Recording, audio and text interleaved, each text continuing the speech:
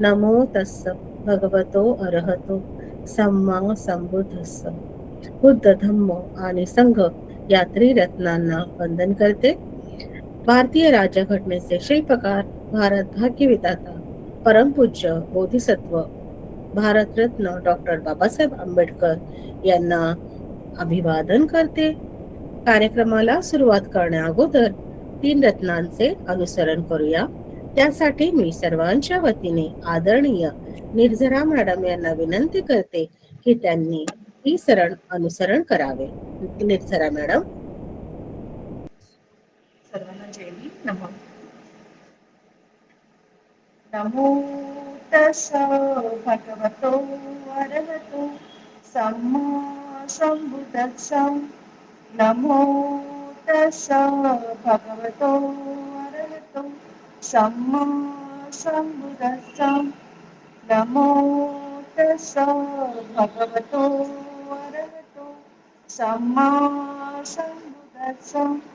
बुद्धं शरणं गच्छामि, धम्मं शरणं गच्छामि, संघं शरणं गच्छामि, तृतीयम्पि बुद्धं शरणं गच्छामि, तृतीयम्पि धम्मं शरणं गच्छामि, तृतीयम्पि संघं शरणं गच्छामि, तृतीयम्पि बुद्धं शरणं गच्छामि, तृतीयम्पि धम्मं शरणं गच्छामि, तृतीयम्पि संघं शरणं गच्छामि.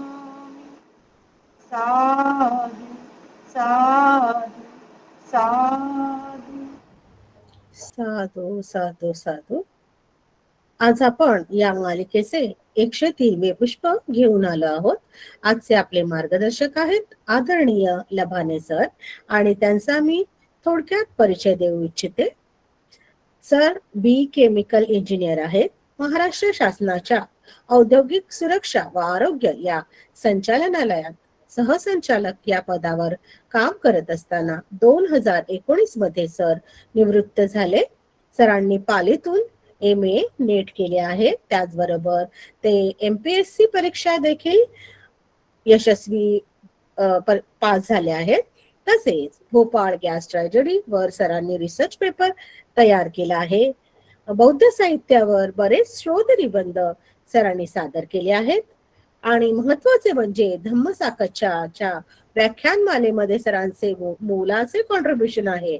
जसं पहिलं व्याख्यान माला 1 होती, त्यामध्ये धम्मपद अठ्ठकथा यावर अनेक धम्मपद अठ्ठकथांवर सरांनी मार्गदर्शन केले आहे आणि आता ते जातक अठ्ठकथेवर देखील मार्गदर्शन करत आहेत. असा हा सरांचा थोडक्यात परिचय देऊन मी सरांना सर्वांच्या वतीने विनंती करते की त्यांनी आजच्या विषयावर मार्गदर्शन करावे. 272 व्यग्ध जातक वर्णना. सर. थँक्यू नलिनीताई आणि नयनाताई अँड ऑल धम्मसाकच्या ग्रुप. आपले सगळ्यांचे धन्यवाद. सगळ्या उपासकांना मी अभिवादन करतो, धन्यवाद देतो आजच्या धम्मसाकच्या मध्ये उपस्थित राहिल्याबद्दल. निश्चितच आपला जो आजचा धम्मसाकच्या आहे, ही जी चर्चा आहे आपल्याला निश्चितच फलदायी राहील यात शंकाच नाही. आणि विशेष म्हणजे जे धम्मसाकच्यासाठी जे पॉवर पॉईंट प्रेझेंटेशन तयार केलं जाते त्या सगळ्या टीमचं सुद्धा मी आभार मानतो आणि आजच्या धम्मसाकच्छेला सुरुवात करतो. तर आजच्या जातक कथेचं नाव आहे व्यग्ग जातक वर्णना. व्यग्ग म्हणजे वाघ, या संदर्भात वाघाचा उल्लेख येणार आहे, सिंहाचा उल्लेख येणार आहे आणि त्यांचे कसे ते म्हणजे कसे आवश्यक आहेत किंवा त्यांचं कसं इन्व्हॉल्वमेंट आहे या जातकामध्ये आणि आपल्याला त्यांच्यापासून काय शिकता येतं ते आपण बघूया. तर व्यग्ग जातक याच्यामध्ये 2 देवता आहेत आणि वाघ आणि सिंह म्हणजे जंगली श्वापद आहेत आणि त्यांचे पुढे काय होतं ते आपण बघूया. ओके, इथून सुरुवात होते आहे. येन मित्तेन संसर्गाती इदं सत्ता जेतवने विहरतो कोकलिकं आरंभ कथेसी. तर ही जी जातक अट्टकथा आहे ती सुरू होते या गाथेपासून, येन मित्तेन संसर्गा. तर जेव्हा शास्ता जेतवनामध्ये असतात ना त्यावेळेस कोकालिकाच्या संदर्भात ही कथा आहे. तर हा कोकालिक जो आहे ना हा नेहमी याला देवदत्तला समर्थन करणारा किंवा देवदत्तच्या वाईट प्रवृत्तीला प्रोटेक्ट करणारा हा जो कॅरेक्टर आहे या ठिकाणी, आणि बऱ्याच जातक कथात आलेला आहे तो, आणि धम्मपद अट्टकथामध्ये पण हे कॅरेक्टर आलेलं आहे. तर कोकालिक वत्तू तेरसक निपाते तक्कर्य जातके, या तक्कर्य जातकामध्ये याचं सविस्तर वर्णन आलेलं आहे. तर आपण ह्या सविस्तर वर्णाचं या ठिकाणी पूर्ण ट्रान्सलेशन न करता की हे तक्कर्य जातक मध्ये कोकालिकाने काय भूमिका घेतलेली होती त्याचं मी आपल्याला थोडक्यामध्ये या ठिकाणी सांगतो, म्हणजे आपली जे मेन अट्टकथा आहे ती आपल्याला व्यवस्थित समजून घेता येईल. तर काय होतं की या तक्कर्य जातकामध्ये ही घटना आहे, निश्चितच तक्कर्य जातक सुद्धा जेतवनामध्येच ती घटना घडलेली आहे. तर वर्षावासासाठी सारीपुत्त आणि महामोगला हे दोघेही हे जायचं ठरवतात कोकालिकाकडे. तर कोकालिकाचा जो प्रदेश आहे ना तर जेतवनापासून किती लांब आहे किंवा त्याचं लोकेशन कुठे आहे हे आपल्याला निश्चितपणे आपल्या त्रिपिटक साहित्यात दिसत नाही, पण ते जवळपासच असावं असं एकंदरीत आपल्याला जेव्हा आपण हे जातक वाचतो त्यावेळेस लक्षात येतं. तर हे जे सारीपुत्त आणि मोगलान आहेत हे कोकालिकाकडे गेलेले आहेत आणि कोकालिकाला विनंती करतात ते की आम्ही या ठिकाणी हा वर्षावास 3 महिन्याचा वर्षावास आपल्यासोबत करू इच्छितो. हवं तर तुम्हाला या 3 महिन्याच्या कालावधीमध्ये तुम्हाला आम्ही खूप म्हणजे धम्म देसना करू, इथले जे स्थानिक लोक आहेत, हाऊस होल्डर्स आहेत, यांना पण धम्म सांगू, पण आम्हाला तुमच्याकडे तुमच्यासोबत वर्षावास करायचा आहे. उद्देश हा असतो यांचा सारीपुत्त मोगलांना की धम्म प्रचार, नाही का, चरत भिक्कवे चारिकन, त्यासाठी हे जात असतात आणि कोकालिकाला एक विनंती करतात की तुमचं घर, तुमचं जे निवासस्थान आहे हे सुद्धा मोडकळीस आलेलं आहे, हे सुद्धा आम्ही बांधून देऊ. तर अशा पद्धतीने त्यांना कोकालिकाला कन्व्हिन्स करून त्या ठिकाणी ते जेव्हा राहायला हे होतात म्हणजे त्यांना रिक्वेस्ट करतात त्यावेळेस कोकालिक मान्य करतो आणि मान्य केल्यानंतर मग त्यांचा वर्षावास सुरू होतो. तर ह्या पूर्ण वर्षावासामध्ये तो कोकालिक स्थानिक लोकांना अजिबात सांगत नाही की या ठिकाणी सारीपुत्त आणि मोगलान या ठिकाणी वर्षावासाला आलेले आहेत. म्हणजे ही जेलसी इथपासूनच सुरू होते, नाही का. तर हे 3 महिन्याच्या कालावधीमध्ये इथे राहिल्यानंतर जेव्हा पवारणा होते आणि पवारणा झाल्यानंतर ती जी सांगता झाल्यानंतर वर्षावासाची, मग नेहमीप्रमाणे हे सारीपुत्त आणि मोगलान हे पिंडपातासाठी बाहेर पडतात. तोपर्यंत त्यांचं जे भोजन आणि ते सगळं वास्तव्य ते त्या मोनॅस्ट्रीमध्येच होतं, कोकालिक मोनॅस्ट्रीमध्येच, राईट. तर जेव्हा पिंडपाताला बाहेर पडतात आणि त्यासोबत कोकालिक पण बाहेर पडतो त्यांच्यासोबत, आणि सगळं झाल्यानंतर मग आता हे सारीपुत्त मोगलान परत परतीला निघालेत. आता ते परत जेतवनामध्ये येत आहेत. त्यावेळेस आता ते परतीला टर्न झालेले आहेत, तेव्हा हा कोकालिक गावातल्या सगळ्या लोकांना बोलवून म्हणतो तुम्ही लोक किती मूर्ख आहात, म्हणजे तुम्ही किती म्हणजे दुष्ट आहात की सारीपुत्त मोगलाना सारख्या महान थेरांचं तुम्ही दर्शन सुद्धा घेतलेलं नाही, त्यांचं धम्म श्रवण सुद्धा केलेलं नाहीये. गोष्ट वास्तविक पाहता कोकालिकानीच ही गोष्ट डिस्क्लोज केलेली नसते आणि तो लोकांना तसा ब्लेम करत असतो. आता हा ब्लेम ऐकल्यानंतर त्याचे स्थानिक लोक म्हणतात की बनते आम्हाला हे सगळं माहिती नव्हतं, पण आता सारीपुत्त मोगलान कुठे आहेत. तर ते धावपळ करत करत ते सारीपुत्त मोगलानाकडे जातात. ते परतीला निघालेले असतात आणि त्यांना थांबवून म्हणतात की बनते आमच्याकडून चूक झालेली आहे, आम्हाला माहिती नव्हतं, पण आता तुम्ही मात्र आमच्याकडून जे काही रिक्विजिट्स आहेत, जे दान आहेत, नाही का, तर ते सगळे परिखार आहेत, ते सगळे परिखार तुम्ही स्वीकारावेत. तर त्यावेळेस कोकालिकालाही वाटतं की ह्या सारिपुत्त आणि मोगलांनी काय करावं, ते दान न स्वीकारता लोकांना सांगावं की हे दान मला म्हणजे कोकालिकाला देऊन टाका. तर सारिपुत्त मोगलांच्या लक्षात येतं हे की ही कोकालिकानी हे काहीतरी खेळी केलेली आहे, लोकांना अंधारात ठेवलेला आहे. त्यामुळे सारिपुत्त मोगलान म्हणतात लोकांना की आता असं करा, आमचं पिंडपात तर झालेलाच आहे आणि आम्ही प्रवासात परतीला निघालोय, ही आता काही दान स्वीकारायची वेळ नाही आहे. तर आता हे दान तुम्ही परत घेऊन जा, तुम्हाला कोणालाही द्यायची गरज नाही. आणि मग ते लोक त्यांना विनंती करतात की नाही असं कसं, तुम्ही तर 3 महिना इथं आहोत, 3 महिने इथे होतात, तर आता तरी तुम्ही आमचं दान घ्या. तर त्यावेळेस मग सारिपुत्त मोगलान म्हणतात की नाही ठीक आहे, आता तो आम्ही नाही राहू शकलो, पण तुमची जर इच्छा असेल तर आम्ही पुन्हा येऊ. आणि ती कमिटमेंट घेतात हे लोक आणि त्या कमिटमेंट नुसार मग परतीला आपापल्या घरी परततात.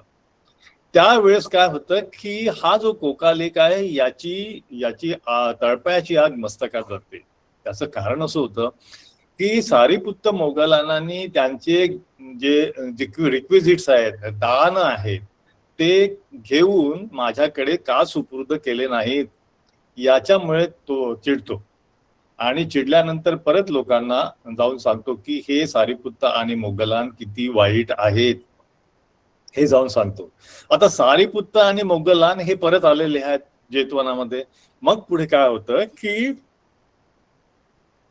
जसं आता सारिपुत्त मोगलांनी ठरवलेलं आहे, काही कालांतराने आता पुढच्या वर्षावासाला वेळ आहे, पण मधल्या काळामध्ये सारिपुत्तांनी जेव्हा ठरवलं, म्हणजे त्यांना कमिट केलं की आपण या लोकांना धम्म दिला पाहिजे, त्यासाठी दोघेही 500-500 भिक्खू संघ घेतात सोबत आणि त्याच क्षेत्रामध्ये परत चारिका करायला जातात, धम्मदेसना करायला जातात.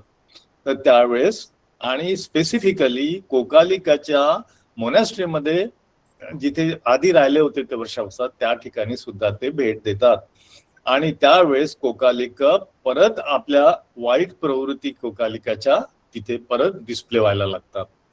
तर कोकालिकाची अपेक्षा काय असते की आता ह्या सगळ्या रिक्विजिट्स आहेत, यांना दान मिळालेल्या ह्या सगळ्या माझ्याकडे सुद्धा याव्यात.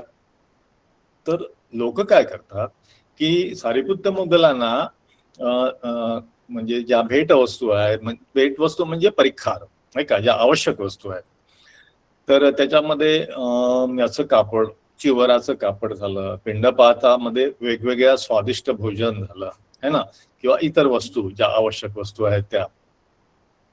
तर ह्या सगळ्या काय करतात, हे ज्या भिक्खू संघ आहे, आता टोटल भिक्खू संघ झाला 1000 म्हणजे 500 यांचा आणि 500 म्हणजे 1000 लोकांचा भिक्खू संघ झाला. आणि सारिपुत्त मोगलान ही काय करतात की जे काही परिखार येतील, जे काही कापड येईल चिवरासाठी, ते आपसामध्ये डिस्ट्रीब्यूट करून टाकायचं, पण कोकालिकाला मात्र त्यातलं काहीही मिळत नाही. त्यामुळे अजून कोकालिक चिडलेला असतो. अशा पद्धतीने पूर्ण झाल्यानंतर मग काय होतं की शेवटी या ठिकाणी परत चिडतो तो आणि परत तो लोकांना शिवीगाळ करतो यांच्या बाबतीत, सारिपुत्त मोगलान, की हे जे लोक आहेत ना, हे स्वार्थी आहेत, यांनी सगळ्यांनी काय केलं, तुमच्या दानाच्या वस्तू स्वतःच एन्जॉय केल्या, वापरून घेतल्या, पण मला अजिबात काही दिलेलं नाही. हा असे हे दोघेही खोटारडे आहेत. म्हणजे तो इतकंही करून, इतके सारिपुत्त मोगलांनी चांगले कर्म करून सुद्धा तो त्याच्या द्वेषातच राहत असतो. अशा पद्धतीचा हा कोकालिक आहे. तर आता झालं काय की हे लोक हे लक्षात येतं सारिपुत्त मोगलान की हा व्यक्ती आहे ना, हा निगेटिव्हच आहे, याला कितीही चांगलं आपण हे केलं, म्हणजे धम्मदेसना दिली किंवा लोकांना जरी चांगल्या पद्धतीने आपण मार्गदर्शन केलं, हे याला आवडत नाहीत. म्हणजे त्याला सारिपुत्त मोगलान तर पाहिजेच आणि ते आले तर नकोसे पण ते होतात. म्हणजे कॉन्ट्राडिक्टरी बिहेवियर आहे या व्यक्तीचं. आणि त्याला माहिती आहे की सारिपुत्त मोगलान हे उत्तम प्रकारचा धम्म देतात, तरी सुद्धा त्याच्या मनामध्ये प्रचंड द्वेष आहे. तर ते सारिपुत्त मोगलान याचं बिहेवियर बघून ते परत श्रावस्तीला याला येतात, जेतवनात येतात आणि बुद्धांना सांगतात की बनते, आम्ही इथे इथे गेलो होतो आणि हे आम्ही धम्म प्रचार करून परत आलेलो आहे. आणि हे झाल्यानंतर हा कोकालिक बुद्धांकडे येतो, नाही पहिले सारिपुत्त मोगलांकडे येतो, कारण त्यांना ते जाणवतं. लोक तक्रार करतात की नाही नाही आम्हाला त्यांचा धम्म ऐकायचाच आहे, तुम्ही असं कसं त्यांना जाऊ दिलं, आहे की नाही. तर तो पुन्हा येतो, कोकालिक जेतवनामध्ये येतो आणि सारिपुत्त मोगलांना परत भेटतो आणि त्यांना सांगतो की त्यांना विनंती करतो की चला चला तुम्ही आमच्या याला चला, कोकालिक क्षेत्रामध्ये जाऊन तुम्ही लोकांना धम्म द्या. आणि स्पष्टपणे हे जे सारिपुत्त मोगलांना सांगतात की आम्हाला नाही यायचं आहे, अजिबात नाही यायचं आहे. तर अशी ही कथा आहे. तर हे रिफ्युजल जे आहे, सारिपुत्त मोगलांनी रिफ्युजल केल्यानंतर सुद्धा ते व्यक्ती, आता इथून ही पुढे कथा सुरू होते आणि मग काय होतं बघा. आता जे सांगितलं ना, कोकालिको पण सारिपुत्त मोगलाने गहित्वा आगमिस्सामी, म्हणजे आता हा कोकालिका इकडे यांच्याकडे आलेला आहे आणि कोकालिक रट्टतो जेतवनं आगंत्वा सत्तारंग वंदित्वा तेने उपसंकमित्वा. आता थेरांकडे जाऊन जवळ जाऊन उपसंकमित्वा म्हणतात, विनंती करतात, आऊसो कोकालिक रट्टवासिनो मनुष्य तुम्ही पक्को संती. कोकालिक राष्ट्रामधले लोक आहेत ना, हे तुम्हाला बोलवत आहेत, हे तर गच्छामा, चला ना तुम्ही, असं म्हणतात. मग सारिपुत्त मोगलान म्हणतात, गच्छत्वं आवसो न मयं आगच्छामा, आम्हाला यायचं नाही आहे. आता आधी बॅकग्राऊंड स्टोरी सांगितली, आता या अट्टकथेमध्ये ह्या बाबी आता प्रत्यक्ष आलेल्या आहेत. सो थेरेई पटिक्खतो स्वयमेवं अगमासी. तर मग तो थेरेंना सोडून देतो, म्हणजे सारिपुत्त मोगलांना सोडून देऊन नंतर स्वयमेवं अगमासी, मग ते तो कोकालिक परत आपल्या निवासस्थानी आपल्या राष्ट्रामध्ये परत जात आहे. तर आता धम्मसभेमध्ये आता ही चर्चा सुरू झाली. तर सत्ता आगंत्वा, तर भिक्खू संघामध्ये त्या ठिकाणी चर्चा सुरू होती की हा कोकालिक आहे ना, हा बुद्धांना सारिपुत्त मोगलांना असला तरी पण त्याला वाईट, म्हणजे त्याला राग येतो, आणि सारिपुत्त मोगलांना नसले तरी पुन्हा तो त्यांना बोलवायला येतो. हे असं आहे. अशी चर्चा सुरू असताना मग त्या ठिकाणी शास्ता येतात. सत्ता आगंत्वा काय अनुअर्थ भिक्कवे एतरही कथा आहे सन्निसिन्ना. भिक्खूनो काय चर्चा सुरू आहे तुमची एकत्र बसून, ती पुच्छित्वा इमाय नामा. मग भिक्खू म्हणतात अशी अशी चर्चा बनते, मग ती उत्ते. मग आता बुद्ध म्हणतात, न भिक्कवे इदान एवं उभेपी कोकालिको सारिपुत्त मोगलाने ही नैव सह न विनावत्तित्तु न शक्कोती. म्हणजे पूर्वी सुद्धा, आताच नाही, पूर्वी सुद्धा सारिपुत्त मोगलांच्या सोबतही त्यांना सहन होत नव्हतं आणि सारिपुत्तांच्या विना म्हणजे त्यांच्या अब्सेन्स मध्ये सुद्धा तो राहू शकत नव्हता, असा हा कोकालिक. आणि असं सांगून ती वत्वा अतीत आहारी. आणि आता इथून बुद्ध अतीत कथा सांगत आहेत. तर अथ भिक्खू धम्मसभाय समुत्ता पेटू आऊसो कोकालिको सारिपुत्त मोगलानाही सहापी विनापी वर्तितु न शक्नोति संयोगपी न सहती वियोगंपी न सहती. म्हणजे सारिपुत्ताचा संयोगही त्याला सहन होत नाही आणि वियोग सुद्धा सहन होत नाही, असं हे कॅरेक्टर आहे, असं हे व्यक्तिमत्व आहे कोकालिक. तर ही आता इथून अतीत कथा सुरू झालेली आहे. अतिते वाराणसी ब्रह्मदत्ते रज्जं कारयन्ते बोधिसत्त्वो अय्यतरस्मि अरय्यातने रुक्ख देवता भूत्वा निभ्यति. तर एका ब्रह्मदत्त राजामध्ये हा जो बोधिसत्व आहे ना, हा एका अरण्यामध्ये रुक्ख देवता म्हणून तो जन्मलेला आहे, किंवा तो रुक्ख देवता असतो, म्हणजे वृक्षावरची देवता असतो एका अरण्यामध्ये. तस् विमानतो अविदुरे अय्यतरस्मि वनपती जेठके अय्या रुक्ख देवता वसती. वनपती जेठके, वनपती म्हणजे वनस्पती, त्याची जेठके म्हणजे मोठा वृक्ष असा त्याचा अर्थ होतो. तर अन्य ठिकाणी अय्यतरस्मी एक दुसरा अविदुरे म्हणजे जिथे बोधिसत्वाचा वृक्ष होता त्याच्या बाजूलाच अविदुरे एक काय होतं की वृक्ष देवता वसती, अन्य वृक्ष देवता तिथे वास करत होती. तस्मी वनसंडे सिंहोच व्यग्गोच वसंती. तर ह्या वनामध्ये या जंगलामध्ये सिंह वाघ हे सुद्धा वास करत होते. तर या ठिकाणी वनसंडे हा शब्द बऱ्याच ठिकाणी चुकीच्या अर्थाने घेतो. आम्ही यापूर्वी पण सांगितलं आहे तरी पण थोडक्यात सांगतो. वनसंडे ही जी जागा आहे ना, तर हे आहे बफर झोन, ज्याला आपण आजच्या काळात बफर झोन म्हणतो. हे ट्रान्सलेशन मध्ये कुठेही या शब्दाचं ट्रान्सलेशन येत नाहीये. म्हणजे कसं की घोर जंगलात जे जे घनदाट जंगल असते ते कोअर फॉरेस्ट असते, तिथे लोक जाऊ शकत नाही. तिथे फक्त म्हणजे तिथे जे आहे ते सिंह आणि असे श्वापदच राहतात. पण वनसंडेमध्ये अशी जागा असते की तिथे मनुष्य पण जाऊ शकतो. म्हणजे मनुष्याचा म्हणजे जंगलतोडीसाठी म्हणा किंवा इतर म्हणजे बरेचसे जंगलाचे जे कामकाज असतात, फळं तोडणं किंवा जे काही पाहिजे आपल्याला जंगलाचं मिळणारं उत्पन्न ते घ्यायला लोक जाऊ शकतात. तर त्याला म्हणतात वनसंडे.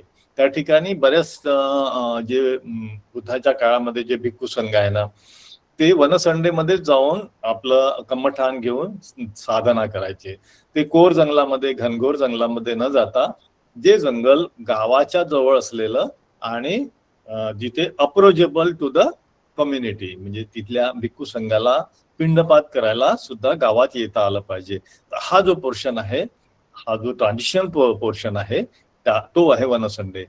तर या वनसंडेमध्ये सुद्धा सिंह आणि वाघ वसंती तिथे राहत होते. ओके. तर तेसंग भयेन कोची तथ न खेतं करोती न रुक्ख छिंदती निवतित्वा ओलोकेतू समर्थो नामंग नथी. तर त्या ठिकाणी काय होतं की त्या वाघ आणि सिंहाच्या भीतीने त्या ठिकाणी कोणी शेती करत नव्हते. एकोती कोणीही शेती करायची हिंमत करत नव्हते. कोणीही झाडं तोडत नव्हते. आणि निवतवेतना ओलोकेंतू त्यांचं फक्त अवलोकन करायचे. म्हणजे त्याच्याकडे नुसतं अवलोकन केल्याशिवाय किंवा बघण्याची पण त्याच्याकडे हिंमत नव्हती लोकांची. न समजतो नाम नथी म्हणजे नजर उचलून बघायची हिंमत नव्हती, कारण तिथे वाघ आणि सिंह होते म्हणून. तर आता काय होतं बघा पुढे, ते पण सिंह बघा नान पकारे मिगे वदित्वा खादंती. तर ते सिंह आणि वाघ काय करायचे, मिगे म्हणजे मृग हरण वदित्वा म्हणजे त्यांना ठार म्हणून खादंती खायचे. आणि खादिता अवसेस तथेव पहाय गच्छंती. मग काय करायचे की खाऊन झाल्यानंतर ते जे शिकार खाऊन झाल्यानंतर अवशेष म्हणजे राहिलेला जे अवशेष आहे ते काय करायचे, तिथे सोडून निघून जायचे. आता त्याची दुर्गंधी येणारच ना.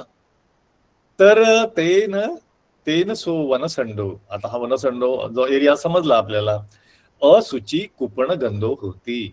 तर त्या मेलेल्या जनावरांचं अर्धवट सोडलेलं जे मांस आहे त्याच्यामुळे काय व्हायचं, असुची म्हणजे घाण असायची. आणि कुपण गंधो, कुपण म्हणजे डेड बॉडी, आणि डेड बॉडीचा गंध सुद्धा त्या ठिकाणी पसरलेला असायचा. ठीक आहे. तर अथ इतरा रुक्ख देवता अंधवाला कारण अजानमाना एक दिवसंग बोधिसत्वं आह. आता दोन रुक्ख देवता आहेत तिथे. एक आहे बोधिसत्व आणि दुसरी आहे ही रुक्ख देवता. ती कशी आहे, अंधबाला. या शब्दाचा अर्थ घ्या, अंध म्हणजे ब्लाइंड म्हणजे मूर्ख, बाला म्हणजे मूर्ख आहेतच, पण ती अतिमूर्ख आहे. म्हणजे ज्याला अंधबाला म्हणजे डोळ्याने आंधळी आहे असं समजायचं. म्हणजे दिसते तिला त्या अर्थाने नाही, बुद्धीच्या दृष्टीने ती कशी आहे, अंधबाला आहे, मूर्ख आहे. तर अशी देवता. तर आपल्याला जे नेहमी वाटतं ना की देवता म्हणजे नाही ते म्हणजे अगदी सात्विक वगैरे असावी, नाही का, तर तसं नाही आहे. देवता सुद्धा त्रास देणाऱ्या किंवा मूर्ख देवता सुद्धा आपल्याला या जातक कथामध्ये बघायला मिळतात. तर कारण अजानमाना, ते त्याचं मागचा पुढचा त्याचं काय कारण आहे, ते का राहतात तिथे या दुर्गंधीमध्ये, या दुर्गंधीचं कारण माहिती आहे, तरी सुद्धा त्याचे मागचा पुढचा विचार न करता, कारण म्हणजे मागचा पुढचा विचार न करता एक दिवसंग बोधिसत्व आहं. मग बोधिसत्वाला, त्या वृक्ष देवतेला म्हणाला, समंग एते नो सिंह बग्गे निस्साय वनसंडो असुची कुपण गंधो जातो अहं एते पलापेमी. इथे ह्या सिंह वाघ असल्यामुळे काय होतं, या वनसंडीमध्ये असुची म्हणजे दुर्गंधी पसरली जाते. तर त्यामुळे या सिंह आणि वाघाला आपण पलापेमी, पळवून लावलं पाहिजे. अहंग म्हणजे मी पळवून लावतोय, स्वतःच म्हटलेलं आहे त्यांनी. तर मग बोधिसत्व म्हणतो, ती वृक्ष देवता म्हणते, सम्मं इमे द्वे निस्साय अम्हाकं विमानानी रखियन्ति एतेषु पलायन्तेषु विमानानी नो विनस्सी संती. म्हणजे काय होतं की ह्या जनावरांमुळे जे आहेत ना, वाघ यामुळे काय होतं की आपलं रक्षण होत आहे. विमान म्हणजे त्यांचे रेसिडेन्सेस आहेत, हे वृक्ष आहेत ना त्यांचे रेसिडेन्स आहेत, ते विमान आहेत. तर यांचं रक्षण होतं, कारण इथे कोणी येत नाहीये तोडायला, झाडं तोडायला किंवा आपल्याला डिस्टर्ब करायला. येतेसु पलायंतु, या वाघसिंहांना जर तुम्ही पळवून लावलं तर आपले जे विमान आहेत, आपले जे रेसिडेन्स आहे, त्यांचा विनाश होईल. सिंह बग्गानं पदं अपसंता मनुष्या सब्बवानं छिंदित्वा एकं गणं गत्वा खेतानी करिसंती. काय होईल की इथे हे नसले तर काय होईल, मनुष्य तिथे येऊन काय करते, वनछिंदित्वा, झाड जंगल तोडतील आणि या ठिकाणी शेती करतील. मा ते एवं रुची, मला हे अजिबात रुचत नाही, हे अजिबात मला मान्य नाही. आणि ती वत्वा पुरीमा द्वे गाथा अवोच, हे सांगून बोधिसत्व, ती जी देवता आहे, ह्या दोन गाथा म्हणते आहे. काय म्हणते आहे, एन मित्तेन सत्संगा योगक्षेमं विहीयती पुब्बे वज्जा भवं पुब्बेव वज्जा भवं तत्संग रखे अखीव पंडितो. आणि दुसरी गाथा, एन मित्तेन संसर्गा योगक्षेमं पवडती करेयत समंगवृत्ती सब किच्चे सुपंडितो. तर या दोन्ही गाथेमध्ये येन मित्तेन सत्संगा हे जरी सारखे शब्द असले तरी त्याचं जे खाली ट्रान्सलेशन येणार आहे त्याच्यामध्ये दोघांमधला जो फरक आहे तो विश्लेषण करून सांगण्यात आला आहे. तर तो बघूच आपण. पण आता या दोन गाथा आपण समजून घेऊया. हे या जातक अठ्ठकथेचं क्रक्स आहे, सार आहे. तर येन मित्तेन संसर्गा योगक्षेमो विहीयती, जो मित्र, ज्या मित्राच्या संसंगात, म्हणजे संसर्ग म्हणजे त्यांच्या संपर्कात राहिल्याने तुमचा योगक्षेम, तुमची सँक्टिटी, तुमची प्युरिटी, तुमचे एफर्ट्स, तुमचा धम्ममार्ग विहीयती, तो विखुरला जातो, तोडला जातो, डिस्ट्रॉय केला जातो. हे तुम्ही लक्षात घेतलं पाहिजे की हे तुम्ही लक्षात घेतल्यानंतर पुब्बे वच्चा भाव तत्संग रखे अखीव पंडितो. तर हे लक्षात घेऊन तुम्ही काय केलेलं की स्वतःचं रक्षण करा. कसं रक्षण करा, अखीव पंडितो, ज्याप्रमाणे हुशार व्यक्ती आपल्या डोळ्यांचं ज्याप्रमाणे रक्षण करतो, आपल्या प्रिय क्वालिटीचं, गुड क्वालिटीचं रक्षण करतो, ज्याप्रमाणे डोळ्याचं रक्षण करतो, त्याप्रमाणे आपला पुब्बेव अज्ज भाव, आपली जी गुड क्वालिटीज आहे ते सुद्धा तसं आपण जपलं पाहिजे. म्हणजेच त्या मित्रापासून तुम्ही सावध राहिलं पाहिजे, हे पहिल्या गाथात सांगतायत. आणि दुसऱ्या गाथेमध्ये म्हटलेलं आहे, येन मित्तेन सत्संगा, म्हणजे दुसऱ्या प्रकारचा मित्र आहे हा पण मित्रच आहे. योगक्षेमं पवडती, म्हणजे तुमची जी क्वालिटी आहे, लिबरेशन कडे जाण्याची जी तुमची जी क्वालिटी आहे किंवा तुमचे एफर्ट्स आहेत, त्या एफर्ट्सला प्रोटेक्ट करतो, पवडती, वाढवतो. अशा व्यक्तीला काय करायचं, करयत समबुद्धी सब किच्चे सुपंडितो. सुंदर व्यक्ती, पंडित व्यक्ती काय करतो की त्याच्यासाठी सगळं काही योग्य प्रकारे त्याचा जोपासना होईल, त्याला प्रोटेक्ट होईल, असं सगळं काही करतो. अशा ह्या दोन गाथा. पहिल्या गाथेत म्हटलेलं आहे की जो तुम्हाला धोकादायक आहे त्याच्यापासून तुम्ही स्वतःचं रक्षण करायचं आहे, आणि दुसऱ्या गाथेमध्ये म्हटलेलं आहे की जे काही तुमच्यासाठी चांगलं करणार आहे त्याचं तुम्ही रक्षण केलेलं आहे. आणि ह्या दोन्ही गाथा त्या वाघ आणि सिंहाच्या संदर्भात म्हटलेल्या आहेत की ते सांगत आहेत, ती देवता, ते बोधिसत्व सांगत आहे की हे जे योगक्षेम करणारे, आपलं रक्षण करणारे जे आहेत, हे प्रोटेक्ट करणारे जे आहेत, यांना तुम्ही जवळ केलं पाहिजे, त्यांना सहारा दिलं पाहिजे, त्यांना, आणि जे त्रास देणारे आहेत त्यांना काढून टाकलं पाहिजे किंवा त्यांच्यापासून आपल्याला प्रोटेक्ट केलं पाहिजे. तर अशा ह्या दोन गाथा आहेत. तर आता म्हटल्याप्रमाणे याचं वर्णन येन मित्तेन संसर्गाती या पहिल्या शब्दाचा अर्थ आहे पापमित्तेन सद्धी, नाही का, जो पापी असतो मित्र त्याच्यापासून तुम्ही कसं सावध राहायचं. आणि त्याचं पूर्ण लिहिलेलं आहे, पुढे डिटेल्स लिहिलेले आहेत की येन सद्धी दस्सन संसर्गो, म्हणजे संसर्ग या शब्दाचं डिटेल आहे. दस्सन संसर्गो, श्रवण संसर्गो, काय संसर्गो, सम्मूलपन संसर्गो, परिभोग संसर्गो इति इमस पंचविधस संसर्गा संसर्गस कतत्ताती अथो. या अर्थाने हा संसर्ग हा शब्द घ्यायचा आहे. तर ती जी मित्रता आहे, तो जो त्यांचा जो संपर्क आहे, संसर्ग आहे, हा 5 अर्थांनी. कुठले? तर एक तर दर्शन संसर्ग, म्हणजे त्याचं दर्शन, चांगल्या, म्हणजे त्या मित्राचं जो चांगला आहे की वाईट नाही ते आपल्याला अलर्ट करण्याच्या, म्हणजे अलर्ट व्हायचं आहे आपल्याला त्याच्यापासून की तो चांगला आहे की वाईट आहे. तर त्यासाठी संसर्ग म्हणजे काय, तर त्याचं दर्शन, नंतर त्याचं श्रवण, त्याच्यापासून मिळणारा जे काही ओवाद आहे, ज्याचं काही मार्गदर्शन आहे, ते ओवाद संसर्ग. नंतर काय संसर्ग, त्याची जी काया आहे, त्याच्यात संपर्कात येणारी आपल्याला जी मैत्री आहे किंवा दुष्टपणा आहे, जो काही संसर्ग असेल त्या अर्थाने सुद्धा संसर्ग हा शब्द घेतला पाहिजे. नंतर सम्मूलपण, म्हणजे एकमेकांचा उपदेश, सम्मूलपण, गायडन्स, हे सुद्धा घेतलं पाहिजे. नंतर परिभोग संसर्ग, म्हणजे एखाद्या चांगली गोष्ट मिळाली त्याचा उपभोग, आनंद उपभोगता आला पाहिजे, परिभोग करता आला पाहिजे. या 5 अर्थांनी पंचविधस संसर्ग या अर्थाने संसर्ग हा शब्द घेतला पाहिजे, असं या ठिकाणी एक्सप्लेनेशन आलेलं आहे. आता योगक्षेम, मग असे म्हटल्याप्रमाणे, तर योगक्षेम म्हणजे काय, तर काय चित्त सुखम, काय चित्त म्हणजे आपल्या बॉडी अँड माइंड याच्यासाठी जे सुखद गोष्टी आहे त्याला योगक्षेम म्हटलेलं आहे. तही दुःख योग तो खेमता इदं योगक्षेमोती अधिपेतं. तर योगक्षेमोचा अर्थ म्हणजे त्याचं जे आहे योगक्षेमचा अर्थ या पद्धतीने घेतलं पाहिजे. विहयती म्हणजे परिहायती, म्हणजे आपला जो योगक्षेम आहे तो तोडून टाकणारा व्यक्ती म्हणजे परिहायती.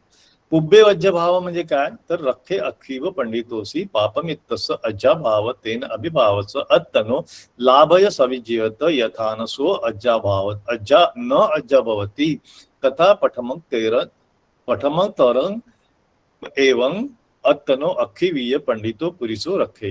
हे डिटेल्स आपण आताच बघितलेलं आहे की पुब्बे अज्जभाव, माझ्या गुड क्वालिटीज कशा प्रोटेक्ट होईल, जशा डोळ्याप्रमाणे, आपल्या डोळ्याचं रक्षण करण्याप्रमाणे, त्याचं या ठिकाणी एक्सप्लेनेशन दिलेलं आहे. तर या ठिकाणी आपली कथा संपत आलेली आहे. द्वितीय गाथा आहे. आता दुसऱ्या गाथेमध्ये मगाशी म्हटल्याप्रमाणे की कल्याण मित्र हा शब्द वापरलेला आहे. येनाती येन कल्याण मित्रेन सह संसर्ग कारणा. योगक्षेमो परत तो शब्द आहे. योगक्षेमो पवडती म्हणजे काय चित्त सुखं वडती.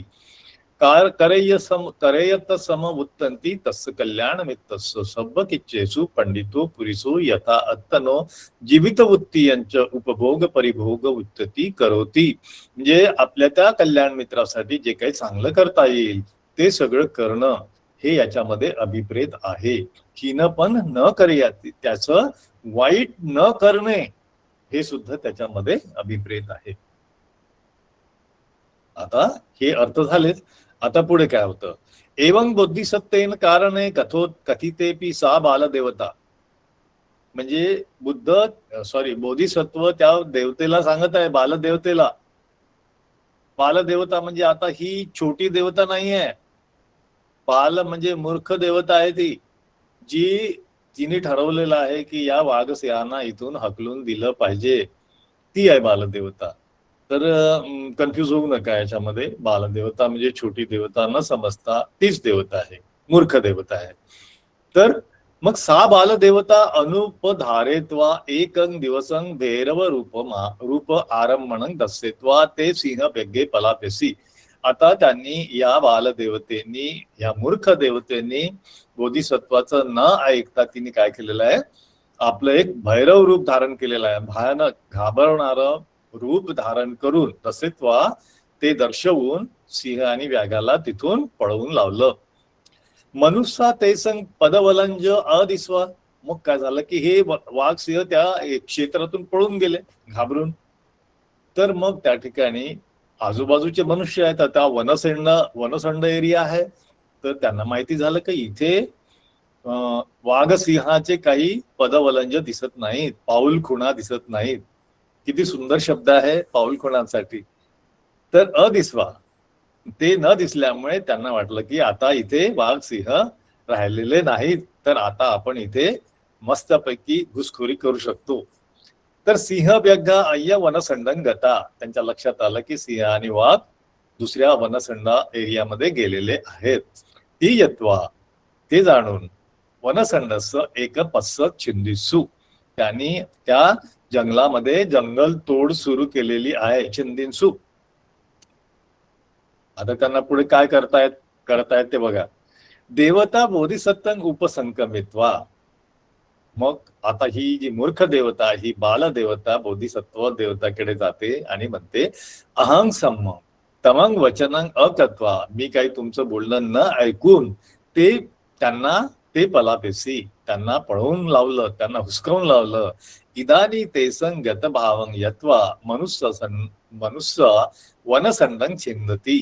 तर आता काय झालेलं आहे की ते गेल्यामुळे लोकांनी काय केलं आहे, या वनामध्ये जंगल तोड, झाड तोड, वृक्ष तोड सुरू केलेली आहे. की नको का तब. आता काय करायचं. होऊ शकते तुमचं आणि माझं जे वृक्ष आहे, ज्याच्यावर आपण वास करतो आहे, ते तोडलं जाईल. मग की नको का तब. मग आता काय करायचं. ती वत्वा इदानी ते असुक वनसंडे नाम वसंती गंतवा ते आनेही.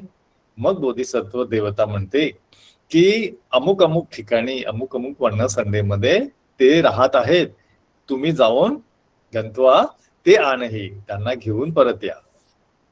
आलं पाहिजे, आनेही, घेऊन या. ती उत्ताल तत्थ गंतवा तैस पुरत्तो टत्वा अंजली पग्गय ततीय गातं आह. आता ही जी देवता आहे, बाल देवता आहे, ही कुठे गेली, त्या वनामध्ये गेली. आणि त्या वनामध्ये जाऊन त्या वाघा आणि सिंहाला ही तिसरी गाथा म्हणते आहे. आधीच्या 2 गाथा ज्या आहेत त्या बोधिसत्वांनी म्हटलेल्या आहेत, आणि ही जी तिसरी गाथा आहे ही बालदेवता म्हणत आहे. व्यग्गा जे आहेत वाघ सिंहांना विनंती करताय की तुम्ही तिथे चला म्हणून. एत व्यग्गा निवत्तवो पच्चुपेत महावनं महावन छिंदी दिव्यगं व्यग्गा माहेसु निब्बना. तर व्यग्गा म्हणजे इथे दोघंही आलेत, वाघ आणि सिंह. तर तुम्ही काय करा, निवत्त हो, परत फिरा, परत चला.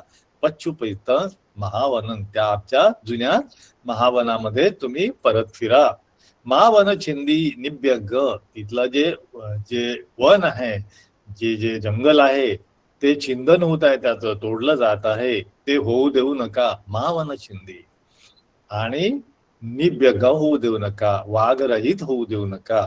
व्यग्गा माहेसू निब्बना. काय होतं की ह्या व्यग्गा नसल्यामुळे, वाघ सिंह नसल्यामुळे त्या वन कसं झालेलं आहे, वनरहित म्हणजे त्याची दुर्दशा होत आहे, निब्बना होत आहे, वन हे निब्बन होत आहे. अशी या पद्धतीची विनंती या बालदेवतेने त्या वाघ सिंहांना केलेली आहे. मग तत्त व्यग्घाती भोपी, ते आता ह्या व्यग्घाचा अर्थ सांगितलेला या ठिकाणी, या गाथेमधलं विश्लेषण आहे. व्यग्घा म्हणजे व्यग्घ आणि नामे वालपंथी, म्हणजे त्या नामावलीमध्ये आलेले जे काही आहेत जनावर म्हणजे व्याघ आणि त्याच्यामध्ये सिंह सुद्धा इन्क्लुडेड आहे असा त्याचा अर्थ आता सांगितला आहे. निवत्त होती म्हणजे परत फिरणे ते सांगितलेलं आहे. पच्चुपेत महावनंती म्हणजे आधीचं जे महावन होतं त्या ठिकाणी उपगच्छ त्या ठिकाणी तुम्ही तोही अर्थ सांगितलेला आहे. महावन छिंदी निव्य गंती अमाकंग वनसंडक वसनक वनसंडंग इदानी तुमाकंग अभावेन निव्यंग मनुष्या महाचिंदिसू. हा आपण आत्ताच अर्थ जाणून घेतला आहे की ते वन आम्हाला तोडलं जाऊ द्यायचं नाहीये म्हणून तुम्ही चला. व्यग्गा माहेसू निब्बनाती तुम्हा दिसाच व्यग्ग राजानो अत्तना वसनठाना पलायितता निब्बना वसनठाना भूतेन वनेन विरहिता माहेंसू. तर ते जे वन आहे ते वाघ सिंह नसल्यामुळे त्याची काय झालेली आहे पूर्ण ते तिथलं जे निसर्ग चक्र आहे ते तुटल्यामुळे ते वन जे आहे ना ते तुमच्या विरहित झालेलं आहे. वाघ सिंहाच्या विरहित झाल्यामुळे ते पूर्ण ते आता नष्ट होत आहे. हे एक्सप्लेनेशन आहे त्याचं. तर हे ही गाथा म्हटल्यानंतर आता ते वाघ सिंह काय म्हणतात बघा. आता वाघ सिंहाला त्या देवतेनं मूर्ख देवतेनं विनंती केल्यानंतर आता वाघ सिंह काय म्हणतात ते एवं ताय देवताय याचिय मानापी याचना केल्यावर सुद्धा गच्छतं त्वं न मयंग आगिमी सहा. आम्हाला तिथे यायचं नाही तुम्ही जा. आणि असं म्हणून पटिखिप्पिंसू एव त्यांना त्या बालदेवतेला तिथून परत पाठवून दिलं. देवता एक काव वनसंडंग पच्चागची. मग ती एकटीच त्या वनसंड ज्या जिथे राहत होतं ते वास्तव्य होतं त्या ठिकाणी ती देवता परत आली. मनुष्यापी कतिपाहनेव सब्बं वनं चिंदित्वा खेतानी करित्वा कसी कम्मं करिसू. आणि मनुष्य लोक आहेत त्या ठिकाणचे त्यांना तर मग मोकळं रानच मिळालं आहे. मग त्या ठिकाणी कतिपाहनेय म्हणजे अगदीच थोड्या काळामध्ये सब्ब वन चिंदित्वा सगळं वन पूर्ण नष्ट करून टाकलं आणि त्या ठिकाणी ते शेती करायला लागले. अशा पद्धतीने त्या वनाची दुर्दशा झाली. सत्ता इमंग धम्म देसना. या ठिकाणी आता ही कथा बुद्धांनी जी सांगितलेली आहे ती पूर्णपणे संपलेली आहे. तर त्यावेळेस मग सत्ता हे इमंग धम्मदेसनं आहारित्वा. हे धम्मदेसना झाल्यानंतर सच्चानी पकासित्वा जातकं संबोधानेसी. या ठिकाणी जातकाचं समाधान करतायत शास्ता. त्यावेळेस सांगतायत की तदा अपंडिता देवता कोकालिको अहोसी. तर ही जी मूर्ख देवता आहे अपंडित देवता आहेत हा जो आहे ती म्हणजे हा जो आत्ताचा जो कोकालिक आहे ना तोच होता. आणि सिंह सारीपुत्तो. सिंह जो होता ते सारीपुत्तो होते आणि मोगलान जे आहे ते व्यग्गो वाघ होते. पंडित देवता मन पण अहम एवं अहोसी ती. तर जी पंडित देवता होती ते म्हणजे बोधिसत्व म्हणजे मी होतो असं या ठिकाणी बुद्धाने सांगितलेलं आहे की ह्या पद्धतीचे कॅरेक्टर सांगितल्यानंतर या ठिकाणी समाप्त होते आहे व्यग्ग जातक वर्णना. तर अगदी सोपी कथा आहे पण या ठिकाणी खूप मोठा म्हणजे धम्म संदेश खूप सारं मार्गदर्शन या ठिकाणी आपल्याला बघायला मिळतं. आपण थोडं बघूया यामध्ये किती आपल्याला सांगता येतं. तर पहिलं माझं ऑब्झर्वेशन हे आहे की प्रायमा फेसी इमिजिएटली आपण बघतो की ही इकॉलॉजी कशी डिस्टर्ब केलेली आहे. आजच्याही परिस्थितीमध्ये ही इकॉलॉजी डिस्टर्ब करणं किती घातक आहे आणि किती त्याचे दुष्परिणाम आपण बघतोय सगळीकडे. की जंगलामध्ये जाऊन तिथलं पूर्ण जे वाघ सिंह आहे त्यांना पहिल्यांदा तिथून नष्ट करायचे हाकलून द्यायचे. तिथे आपलं स्थान प्रस्थापित करायचं आणि तिथे सगळं झाल्यानंतर मग तिथली जी इकॉलॉजी आहे ते पूर्ण डिस्टर्ब होऊन जाते. आणि मग ते वाघ सिंह त्यांना अन्न मिळत नसल्यामुळे ते काय करतात तुमच्यावरती हल्ले करतात. आणि मग त्यांनाच आम्ही ओरडतो की हे वाघ सिंह काय झालेत हिंसक झालेले आहेत. आमच्या जीविताला धोका निर्माण झालेला आहे. मग त्याच्यासाठी वेगळं त्याच्यासाठी पूर्ण यंत्रणा तयार करायची. तिकडे हरण वाढत आहेत ते तुमची शेती खात आहेत नाही का. आणि त्या हरणाला जर तुम्ही मारलं तर तुम्हाला जेलमध्ये जावं लागतं. हे पूर्ण जी जीवन चक्र, जे निसर्ग चक्र आहे, हे डिस्टर्ब करण्याचं काम हे आपणच करत असतो या कोकालिकाप्रमाणे. तर हे कोकालिकेचं हे आहे की डिस्ट्रक्टिव्ह माइंड कुठेही जाईल तर तो डिस्ट्रक्टिव्ह माइंडनेच काम करतो, द्वेषपूर्णच काम करतो, द्वेषपूर्ण पद्धतीनेच काम करतो. म्हणजे ते चांगले लोक जरी असले सारीपुत्त मोगलाना सारखे, तरी सुद्धा हे लोक तशाच पद्धतीने काम करत असतात. तर हे तर एक उदाहरण झालं की निसर्गाचा समतोल पूर्णपणे नष्ट झाला, हे तर प्रायमाफेसी आहे. पण त्याचे बाकीच्यांचे जे कॅरेक्टरिस्टिक आहे, ह्या कोकालिकाचे जे कॅरेक्टर हे जर बघितलं आपण ॲज ए पर्सनॅलिटी, हा अत्यंत द्वेषमूलक कॅरेक्टर आहे. हा तथा आपला जो देवदत्त आहे, या देवदत्ताला पाठीशी घालणारा, त्याला सहकार्य करणारा असा हा कोकालिक आहे. तर एकदा आपण बघितलेलं आहे एका जातक कथामध्ये, मला वाटते मीच घेतली होती ती जातक कथा, विरोचचे जातक. तर विरोचच्या जातकामध्ये काय होतं की हा देवदत्त आहे ना, तो जेतवनामध्ये येऊन 500 नवीन जे भिक्खू असतात, न्यूली ऑर्डेन्ड भिक्खू असतात ना, त्यांना फूस लावतो आणि तो फूस लावून त्याला आपल्या गयासीस पर्वतावर घेऊन जातो. गयासीस पर्वताचं एक्झिस्टन्स आहे त्या अजूनही आपल्याला त्या ठिकाणी दिसतं. तर गयासीस पर्वत आणि दुसरं बुद्धगयाच्या जवळच आहे ते, बुद्धगया आणि गयासीस पर्वत. तर त्यावेळेस गयेला असताना मग ते तिथून 500 भिक्खू जे आहेत तो गयासीस पर्वतावर देवदत्त घेऊन जातो. आणि हे याला सहकार्य करणारा जो असतो तो हा कोकालिकच असतो, याला प्रोटेक्ट करणारा. हेच 500 भिक्खू तिथे गेल्यानंतर मग सारीपुत्त आणि मोगलाना जे बुद्धाजवळ असतात ते त्यांच्या लक्षात येतं, सारीपुत्त मोगलानाच्या, आणि ते सांगतात बुद्धांना, बनते हे 500 भिक्खू आहेत ना, आपले न्यूली ऑर्डेन्ड भिक्खू आहेत ना, हे देवदत्तांनी पळवून नेलेले आहेत. मग बुद्ध तर हे काम पहिल्यांदा त्यांनाच सांगतात, सारीपुत्त मोगलाना तुम्ही जा आणि त्यांना घेऊन या परत, नाही का. तर काय होतं की सारीपुत्त मोगलाना तिथे जातात गयासीस पर्वतावर. तर हे आपले 500 भिक्खू आणि देवदत्त बाबा आणि आपला कोकालिक मस्त आपले त्यांचं बस्तान मांडलेलं असतं.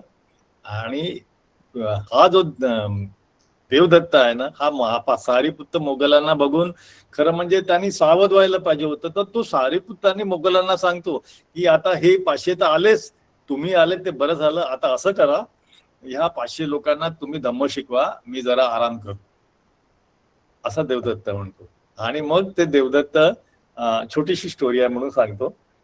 तर देवदत्त मस्त झोपी जातो आणि सारीपुत्त मोगलान काय करतात, ह्या 500 लोकांना खूप हाय म्हणजे उच्च दर्जाचा धम्म देतात, धम्मदेसना देतात. बरेचसे लोक तिथले ट्रान्सफॉर्म होतात. आणि तेवढ्याच कालावधीमध्ये हा इकडे झोपलेलाच आहे देवदत्त, तेवढ्याच कालावधीमध्ये सगळेच्या सगळे भिक्खू घेऊन परत बुद्धाकडे हे चालले जातात सारीपुत्त मोगलान. तर त्या ठिकाणी असतो कोकालिक हाच. तर हा कोकालिक आहे ना, याला उठवतो, देवदत्ताला उठवतो की अरे ते सारीपुत्त मोगलान आले, ते तुझे सगळे 500 लोक घेऊन गेलेले आहेत. तर हा देवदत्त काही उठत नाही, झोपेतच आहे. तर एवढ्या जोरात लाथ मारतो ना कोकालिक त्याला.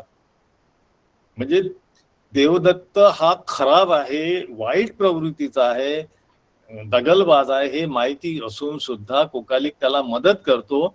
पण जेव्हा कोकालिकाला कळतं की हे सारीपुत्त मोगलान सुद्धा तिथून गेले आहेत, तेव्हा मात्र तो चिडतो. तर एवढ्या जोरात लाथ मारतो देवदत्ताला त्याच्या छातीवरती, तर तो तिथे त्याला रक्ताची उलटी होते आणि तो प्रचंड आजारी पडतो देवदत्त. तर अशी ही गोष्ट सांगायचा उद्देश हा आहे की ह्याचं नेचरच तसं आहे. हा जो कोकालिक आहे ना, हा असामाजिक तत्वाचाच रिप्रेझेंटेटिव्ह आहे, असं हे व्यक्तिमत्व. आता अजून एक गोष्ट या ठिकाणी या अट्टकथेतून एक गोष्ट लक्षात येते की देवता जरी असली, मगाशीच सांगितलं आहे की ती सुद्धा कुशलच कर्म करणारी असेल असं काही नाही, ती कोकालिकाच्याही कॅरेक्टरिस्टिकची असू शकते. तर हे कुशलच असेल काय असं नाही. हा एक मुद्दा झाला. दुसरा मुद्दा की जे जे काही चांगलं हो की वाईट हो, म्हणजे हा कोकालिक कसा आहे की एखाद्याने सारीपुत्त मोगलाने चांगलं केलं तर त्याला चांगलं म्हणणार नाही, वाईटच म्हणणार. वाईट केलं तरी वाईट म्हणणार. अशा पद्धतीचा हा याचा अजून एक कॅरेक्टरिस्टिक आहे. तर आजच्या काळामध्ये जर तुम्ही बघितलं की हे असे जे कोकालिक आहेत ते तुम्हाला जागोजागी ठिकठिकाणी बघायला मिळतील की त्यांना किती काही दम द्या. हा जो फॅक्टर आहे ना की बुद्धांनी सगळ्यांना दम दिलाय, कोकालिकाला दिलाय, तर कोकालिका वाज म्हणजे मोठ्या दर्जाचा हा श्रावक होता. देवदत्त हा मोठ्या दर्जाचा श्रावक होता बुद्धाचा. तरी सुद्धा धम्म देऊनही तो प्रत्येकालाच धम्म उपयोगात आणता येईल किंवा प्रत्येकानंच निबाणाला जाईल असं मुळीच नाही. हे हे निश्चितपणे या आपल्याला अट्टकथेतून दिसून येते. तर आजची जर परिस्थिती बघितली तर असे कोकालिक तुम्हाला जागोजागी दिसत आहेत. देवदत्त तर आहेतच, देवदत्त तर आहेतच. कोकालिका आहे ते देवदत्ताची पाठराखण करून तुम्हाला त्यांच्यापर्यंत कसं वळवायचं याचं आजचं उदाहरण मी आपल्याला दिसतं की बघा सगळीकडे तुमची सगळ्या बाजूने एक्सप्लॉयटेशन होत आहे आणि हा कोकालिक सांगतोय आपल्याला की बघा किती विकास होतोय, नाही का. सगळीकडे विकासच विकास देतोय, बेरोजगारी झालेली आहे आणि सांगतोय की म्हणजे बघा आम्ही तुमच्यासाठी किती केलेलं आहे. 1000 व्यक्तीचं काम, 1000 लोकांचं काम एक माणूस करतो. बघा हा आहे विकास.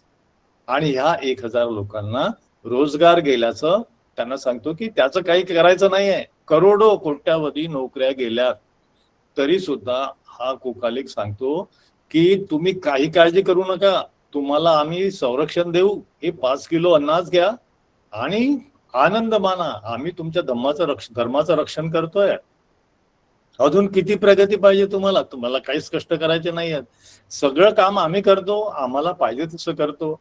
आम्ही मोठे मोठे रस्ते बांधून देतो तुम्हाला आणि त्या रस्त्यामुळे काय होईल की तुम्हाला आता 12 तास 6 तास लागतात तुमच्या देवदर्शनाला जायला, फक्त 3 तासामध्ये तुम्हाला देवदर्शन होईल. अजून किती तुम्हाला हे पाहिजे, अजून किती प्रोग्रेस पाहिजे, अजून किती विकास पाहिजे ह्या पद्धतीचं.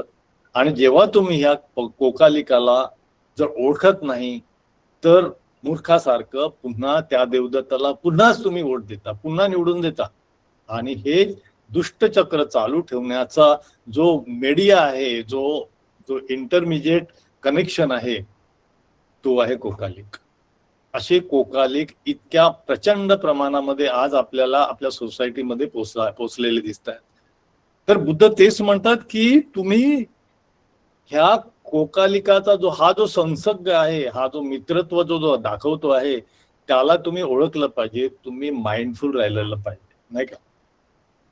तर ह्या पद्धतीमध्ये जेव्हा आपण माइंडफुल नसतो, लोकांना जो भ्रम की इतकं त्यांना त्या जाळामध्ये किंवा त्या भ्रमामध्ये अडकवलं जातं. एकीकडे तुमच्या घरावर बुलडोजर चालवलं जातं, नाही का. शाळा बंद केल्या जातात, तुमचे रोजगार काढून दिले जातात, तुम्हाला 5 किलो धान्य देऊन तुम्हाला चूप बसवलं जातं. तुमचं पेट्रोलचं भाव वाढल्याबरोबर तुम्हाला काय करायचं पेट्रोल, तुम्हाला गाडी चालवू नका ना, तुम्हाला घरी आम्ही अन्न देतो ना.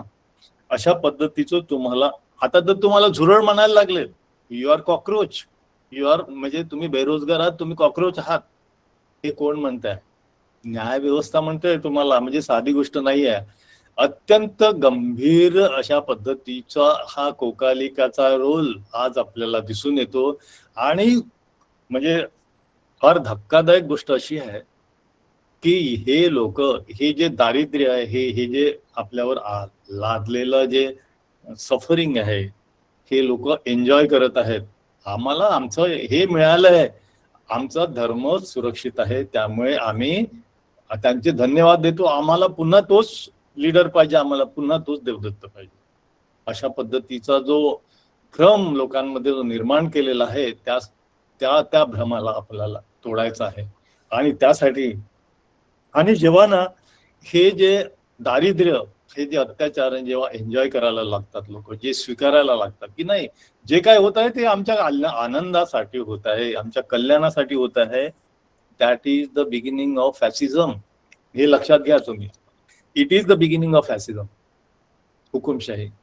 लोकांना समजायला पाहिजे आणि हे समजायसाठी ह्या गाथा किती महत्वाच्या आहेत हे आपण समजून घ्या. तर तुमचं जे नशीब आहे ना, तुमच्या परम सुखाचा आनंद ते तुम्हाला दाखवत आहेत, पण तुम्ही जर सजग असाल तर ह्या गोष्टी तुम्ही सोडून दिल्या पाहिजे. तुम्हाला दाखवलं जातं की बघा कसा प्रोग्रेस होत आहे, जीडीपी वाढत आहे, नाही का. तर हे सगळं बघितल्यानंतर तो परत जो तो ब्लाइंड असेल, मूर्ख असेल, उपासक, तो म्हणतो की नाही आम्ही उपाशी राहू पण त्यालाच तोच पाहिजे आम्हाला. तर हा जो भयानक हे जे संकट आहे याच्यासाठी आपण बघितला पाहिजे. अजून एक गंभीर उदाहरण कोकालिकाचं, की एखाद्या महिलेला एखाद्या व्यक्तीला प्रोग्रेस करायची आहे, त्याचा बिझनेस वाढवायचा आहे, तर तो या कोकालिका अशा व्यक्तीला कोकालिक संपर्क करतो आणि सांगतो की तू या व्यक्तीकडे जा, असं तू एक प्रक्रिया कर, अशा पद्धतीचं त्याला शुद्धीकरण कर, आणि मग ती पूजा झाल्यानंतर तुझ्या या बिझनेसमध्ये प्रचंड प्रोग्रेस होईल. एखादी महिलेला हेरतो हा कोकालिक आणि म्हणतो की तुझा हजबंड जो आहे ना तो परदार स्त्रीच्या याच्यामध्ये आहे, किंवा दारू पिणारा आहे, किंवा तुझे मुलं वाईट मार्गाने चाललेले आहेत, अभ्यास करत नाहीत, तर तुझ्यामध्ये हा दोष आहे, असा दोष आहे, आणि हा दोष दूर करायसाठी तू इथे गेलं पाहिजे. आणि अशा पद्धतीचं शोषण या कोकालिक मार्फत सुरू आहे, हे आपण लक्षात घेतलं पाहिजे. तर इतका गंभीर अर्थ या ठिकाणी आपल्याला दिसत आहे. तर मग अशा परिस्थितीमध्ये आपल्याला काय करायचं? ह्या आहारी जाण्यापासून परावृत्त करायला तुम्हाला काय करायला पाहिजे? बुद्धांनी तर जे काही टीचिंग दिलेले आहे ते नुसतं म्हणजे धम्मरंजन नाही आहे. This is not the entertainment. तुमचे जे काही बुद्धाच्या ज्या टीचिंग आहेत, किंवा जे आपण म्हणतो ना की ह्या ज्या जातक कथा आहे, ह्या म्हणजे काय की नुसत्या स्टोरीज आहेत, म्हणजे बोधकथा आहेत. बोधकथा नाही आहेत, त्या धम्मकथा आहेत. तर ह्या धम्मकथामध्ये बुद्ध हे सांगतायत की या परिस्थितीतही आम्ही काय करायचं. सगळीकडे मेजॉरिटीने आहे, सगळेच त्यात ब्लाइंड डायरेक्शननी चाललेले आहेत. अशा ठिकाणी आम्ही काय केलं पाहिजे हे बुद्ध सांगतायत की तुमच्या हातामध्ये कालामसूत्र असलंच पाहिजे. तपासून कुठलीही गोष्ट आपण ग्रहण केलीच पाहिजे. एखादा व्यक्ती तुम्हाला भुलवून किंवा खोटे आश्वासन देऊन एखाद्या बाबाकडे नेत असेल, एखाद्या तुमच्या व्यवसायाचा प्रोग्रेस करून द्यायचं आश्वासन देत असेल, तर तुम्ही तपासलं पाहिजे त्याच्यातली सत्यता. तुमचं स्वतःच रक्षण केलं पाहिजे त्या डोळ्याप्रमाणे, त्या गाथेप्रमाणे, की हा माणूस आपल्याला अधोगतीकडे नेतो आहे की उन्नतीकडे नेतो आहे, हे तुम्हाला तुमची तर्कसंगत बुद्धीचा उपयोग तुम्ही केलेला पाहिजे, हे बुद्ध या ठिकाणी सांगत आहेत. आणि दुसरं अजून सांगतायत की कोणीही कितीही मेजॉरिटीने का असे ना, म्हणजे हजारो लोक त्या दिशेने जात असताना सुद्धा जर तुमच्या लक्षात असेल की तो मार्ग चुकीचा आहे, त्या ठिकाणी बुद्धांनी सल्लेख सूत्र सांगितलेलं आहे. सल्लेख सूत्रामध्ये बुद्ध म्हणतात इद खो पनवो चुंद सल्लेखो करणियो. आता चुंद आल्याबरोबर आपल्या मनामध्ये तो चुंदाचा जो भोजनाची घटना आहे ती आठवते, नाही का. तर हा तो चुंद नाही आहे. हा जो चुंद आहे हे चुंद थेर आहेत, हे सारीपुत्रांचे बंधू आहेत, हे लक्षात घ्या. तर ह्या चुंदाला बुद्ध सल्लेख करणीय सूत्र सांगत आहेत की या परिस्थितीत, इतक्या ऍडव्हर्स परिस्थितीत माणसाने कसं जगायचं, इतक्या अत्याचारग्रस्त परिस्थितीत माणसाने कसं जगायचं ते सांगत आहेत. परे विहिंसका भविष्यंती मयं एतं अविहिंसका भविष्यामा. सरळ सांगितलं बुद्धांनी की जे तुमचे शील आहेत, सगळे लोक शील तोडत असतील पण तुम्ही नाही तोडायचं शील, तुम्ही नाही तोडायचं.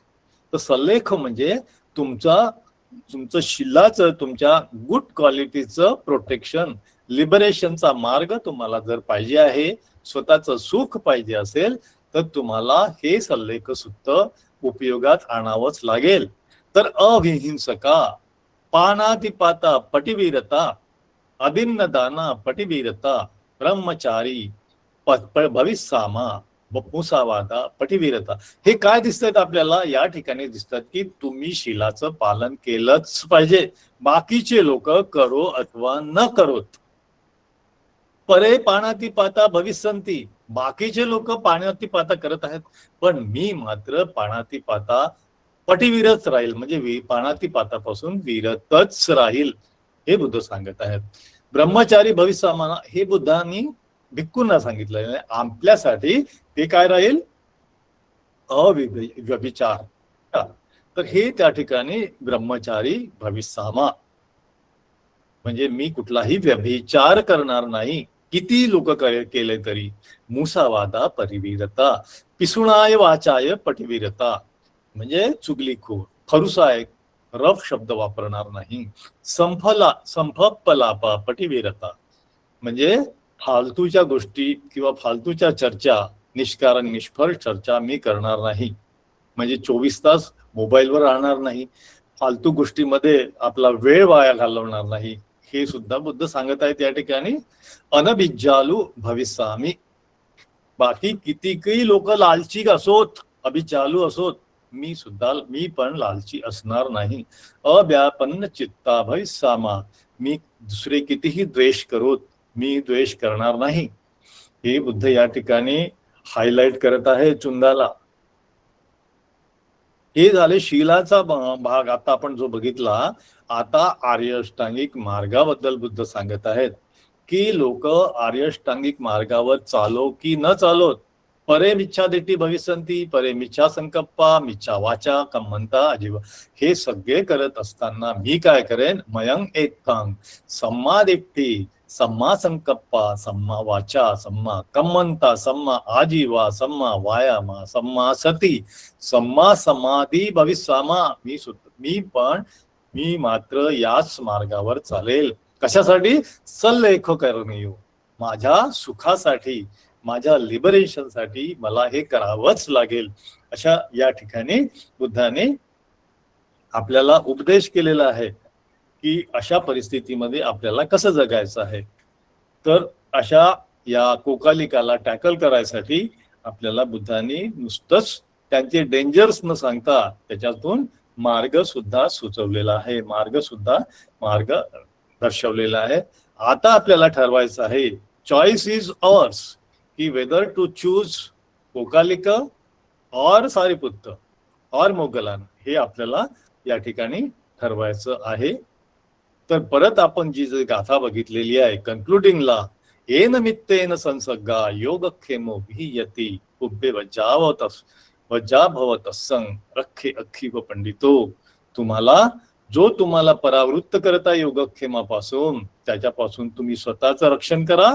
आणि जो तुम्हाला योगक्षेम पवडती, जो तुमचा योगक्षेम वाढवतो, वृद्धिंगत करतो, त्याच्यासाठी तुम्ही सब खिच्चे सुपंडितू, त्याच्यासाठी सर्व काही तुम्ही करा.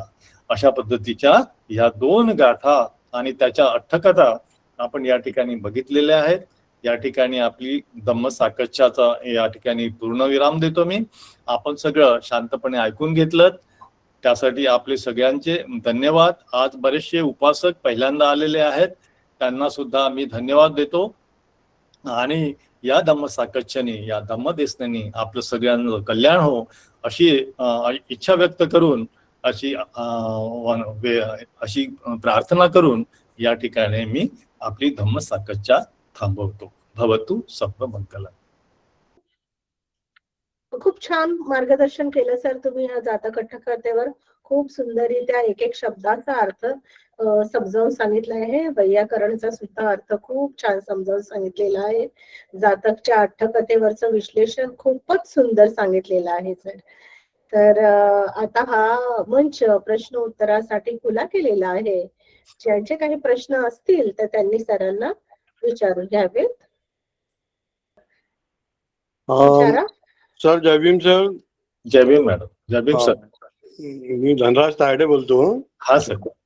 सर मी असं म्हणतो की हा जो कोकालिक थेर आहे हा हा याच्या आपण बऱ्याचशा स्टोरी पाहिल्या, तर यामध्ये तो सारीपुत्त थेर आणि महामोगलान थेर यांच्याच विरुद्ध राहतो, यांचाच द्वेष करतो. हो, की तो अजूनही कोणाचा द्वेष करतो? तो सगळ्यांचाच द्वेष करतो. ज्या चांगल्या गोष्टी आहेत, म्हणजे समाज विघातक प्रवृत्ती ज्या आहेत ना, त्या हा सगळ्याच प्रवृत्ती आहेत त्याच्यामध्ये. तो तिथल्या लोकांना पण अब्युज करतो, शिव्या देतो की म्हणजे की बघा मूर्खांनो, तुम्हाला कळत नाही, सारीपुत्त मोगलांना ते आले होते आणि तुम्ही त्यांना वंदन नाही केलं, त्यांना मूर्खात काढतो तो. म्हणजे सगळ्यांनाच तो पुट डाऊन करत असतो.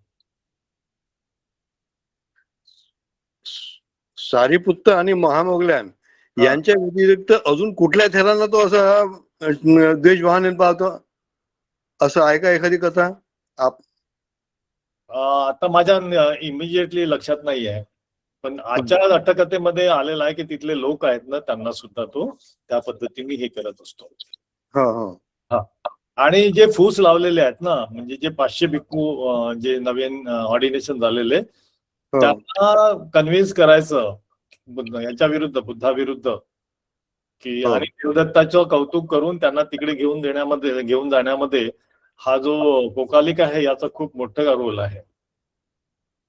हो बरोबर आहे. हा, शेवटी काय होतं, 2च मिनिटात त्याला यालाच कंटिन्यू करून एक लाईन सांगतो की ही सगळं म्हणजे सारीपुत्त मोगलान परत गेले नाहीत. त्यानंतर तो बुद्धाकडे जातो आणि बुद्धांना तक्रार करतो की हे सारीपुत्त आणि महामोगलान प्रचंड मूर्ख लोक आहेत, हे सगळ्यात डेंजरस लोक आहेत, आणि हे यांना मी चला म्हटलं तर हे लोक आले नाहीत आणि हे आम्हाला योग्य हे करत नाहीयेत, सहकार्य करत नाहीयेत. तर त्यावेळेस बुद्धांनी म्हटलं की कोकालिका असं बोलू नकोस, आणि तरी सुद्धा त्यांनी शिवीगाळ सुरूच ठेवली सारीपुत्त मोगलांना. आणि तिथून मग बुद्धापासून जेव्हा तो परत निघाला ना, याला श्रावस्तीच्या गेट पर्यंत आला, तेव्हा त्याच्या पूर्ण शरीरावरती म्हणजे पूर्ण शरीर त्याचं तप्त झालं, शरीरावर पुरळ आला होता. मग पुरळ आल्यानंतर तो पुरळ मोठा होत मुगाच्या दाण्या एवढा, म्हणजे असं वर्णन आहे. नंतर मग तुरीच्या दाण्या एवढा झाला, नंतर आवळ्या एवढा झाला, आणि नंतर कवठा एवढे फोड आले त्याच्या अंगावर, आणि पूर्ण अंगातून त्याच्या रक्त आणि पू याचे पूर्ण पग्गरतन झालं, की म्हणजे पूर्ण उघळत होते त्याच्या अंगावरून. त्या ठिकाणी तो जेतवनाच्या गेट जवळ पडला होता. अशा पद्धतीचे वर्णन आहे. तर हे बुद्ध म्हणतात की अशा पद्धतीचा जे चांगल्या व्यक्तीचा जो द्वेष करणारा किंवा विघातक पद्धतीने वागणारा जो आहे ना, त्याचे विपाक इतके भयंकर होतात, असं त्यामध्ये सांगितलेलं आहे. ठीक आहे सर, बरोबर आहे. ओके सर, धन्यवाद सर. जय भीम सर. जय भीम. आपण सांगितलेले ही जी कथा आहे ती बुद्धकालीन कथा बुद्धांच्या काळातच लागू कशी होती आणि त्याचे परिणाम कसे भोगावे लागले. त्या आजच्या परिस्थितीत तुम्ही खूप तऱ्हेने चांगली जागृती निर्माण केलेली आहे.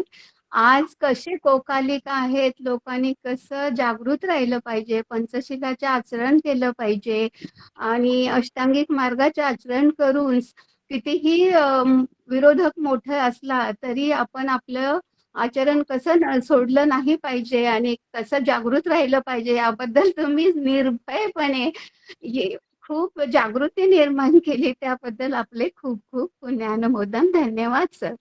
साधू साधू साधू साधू. ही वस्तुस्थिती आहे ती मांडायला हरकत नाही. Yes sir, yes.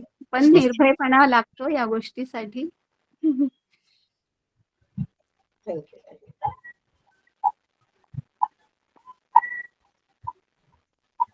Kamalakar Dongre, तुमचा काही प्रश्न आहे का? प्रश्न नाही. नमो बुद्धाय सगळ्यांना. नमो बुद्धाय सर. आणि Kamalakar sir, thank you very much. आज तुमचं स्वागत आहे आजच्या धम्मसाकच्या मध्ये. मी प्रथमच त्या धम्मसाकच्या मध्ये तुमच्या सामील झालेला आहे आणि सरांचं उत्कृष्ट त्यांची वर्णन केलेलं आहे. बॅग बॅग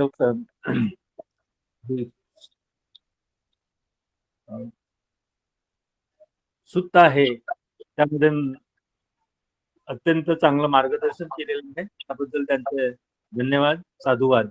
जय भीम. नमो बुद्धाय. थँक्यू. हो बुद्ध जय भीम. खूप खूप साधुवाद. धन्यवाद सर. आणखीन कोणाचे प्रश्न आहेत का? हात कोणाचा हँड रेस दिसत नाही आहे सर.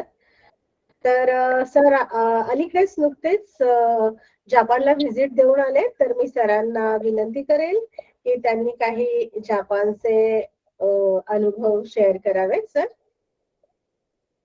ओके ओके, प्रश्न नसतील तर आपण 5-7 मिनिटं आपण यावर बोलू. आणि कमलाकर डोंगरे सर जे आता आपल्याशी बोलले होते ते सुद्धा आमच्या जपान टूरला होतील, तर ते पण याच्यामध्ये ऍड करू शकतात. तर मला बरंच झालं की सर सांगतील, तर म्हणजे सरांच्या प्रेझेन्स मध्ये मी जे सांगेन तर त्याला जास्त वेटेज येईल असं मला वाटतंय. तर मी तर डेफिनेटली तिथे जपानमध्ये गेल्यानंतर तिथल्या बिल्डिंग्स किंवा तिथल्या टेक्नॉलॉजी बद्दल तर बोलणारच नाहीये. जे काही बोलेन ते जे काही मला शेअर करायचं वाटलं तर मी निश्चितपणे आपल्या घातक कथांशी किंवा आपल्या धम्माशी रिलेटेड काही आहे का त्या पद्धतीने सांगेल. तर आम्ही जपानमध्ये हिरोशिमाला भेट दिलेली आहे आणि कोयासन युनिव्हर्सिटीला भेट दिलेली आहे. याबद्दल सांगेन की how the people are honest त्यांच्या आणि आपल्या ह्याच्यामध्ये, ते नंतर सांगेन. तर बुद्धिझम ना जपानमध्ये 2 प्रकारचा आहे. एक तर शिंतोइझम आणि बुद्धिझम. बुद्धिझम मध्ये जवळपास 13 सेक्ट आहेत, मेन सेक्टर. बाकीचे तर खूप सारे सेक्ट्स आहेत, पण मेन सेक्ट तर 13 आहेत, 13 सेक्ट्स. आणि जे कोयास आहे, जे तुमचे शिंतोइझम आहे, ते आपल्याकडे जसं निसर्ग पूजा करतात किंवा केवळ निसर्गावरच जे काही मागणं आहे किंवा त्यांच्या म्हणजे नवस किंवा या पद्धतीच आहे तिकडे. व्हॉट यू कॉल, थोडस तंत्रयान मंत्रयान पूजा आहे, प्रिस्टहूड म्हणतात त्याला. तर प्रिस्ट म्हणजे पुजारीचं काम करणे आणि लोकांना मार्गदर्शन करणे. पण महत्वाची सगळ्यात ह्या 13 सेक्ट बद्दल आणि शिंतोइझम याच्यामध्ये जर आम्ही एकत्र हे केलं, अभ्यास केला, तर लक्षात येतं की या सगळ्या 13-14 सेक्ट मध्ये कुठल्याही एकमेकांबद्दलच क्लॅशेस नाही आहेत. शिंतोइझम तर निसर्गाची पूजा करतेच, ते बाजूला जर ठेवलं तर बाकीचे 13 सेक्ट आहेत, वेगवेगळे सेक्ट आहेत, पण सगळेजण बुद्धाच्या पटिच्च समुत्पातालाच मान्यता देतात. त्यातले बेसिक काही बुद्धिझमचे मी हे सांगतो. एक तर जैन बुद्धिझम आहे. तर जैन बुद्धिझम यांचं थोडंसं व्हेरिएशन आहे, त्याच्यामध्ये मेडिटेशन आहे आणि चॅन्टिंग आहे. But they respect the law of cause and effect, आता सांगितल्याप्रमाणे. नंतर दुसरं आहे निचिरिन दायशोनिन बुद्धिझम. निचिरिन दायशोनिन बुद्धिझम हे जे सेक्ट आहे ना, हे 12व्या शतकात आलेलं आहे तिथे. आणि यांनी हा जो सेक्ट निर्माण झाला तो एका सुत्तावरती निर्माण झाला आहे. ते सुत्त म्हणजे सद्धम्म पुंडरीक सुत्त, जे बुद्धांनी कुठे दिलं होतं? राजगिरला, ज्या ठिकाणी आता स्तूप आहे, शांती स्तूप आहे राजगिराला, ते रोपवेज वगैरे आहे ना, त्या ठिकाणी अजूनही एक दगड आहे ठेवलेला. त्या दगडावरती असा मोठा त्या ठिकाणी लिहिलाय की या ठिकाणी बुद्धांनी सद्धम्म पुंडरीक सुत्त दिलेलं आहे. पण आपण सहसा काय होतं की ते दुर्लक्षित होतं, लोक ते नुसते झुले बघत असतात, पण त्या ठिकाणी सुत्त काय होतं, बुद्धांनी काय सांगितलं, हे आपलं त्याच्याकडे दुर्लक्ष होतं. पण जपानच्या एका व्यक्तीने, निचिरिन दायशोनिन नावाच्या व्यक्तीने, हा जो सद्धम्म पुंडरीक सुत्त आहे त्याचा पूर्णपणे तिथे इम्प्लिमेंट केलं, नुसतं एकच सुत्त. आणि ते सुत्त आधारित आहे तुमच्या law of cause and effect, the law of dependent origination, त्याच्यावर ते आहे. त्याला ते म्हणतात लोटस सूत्र.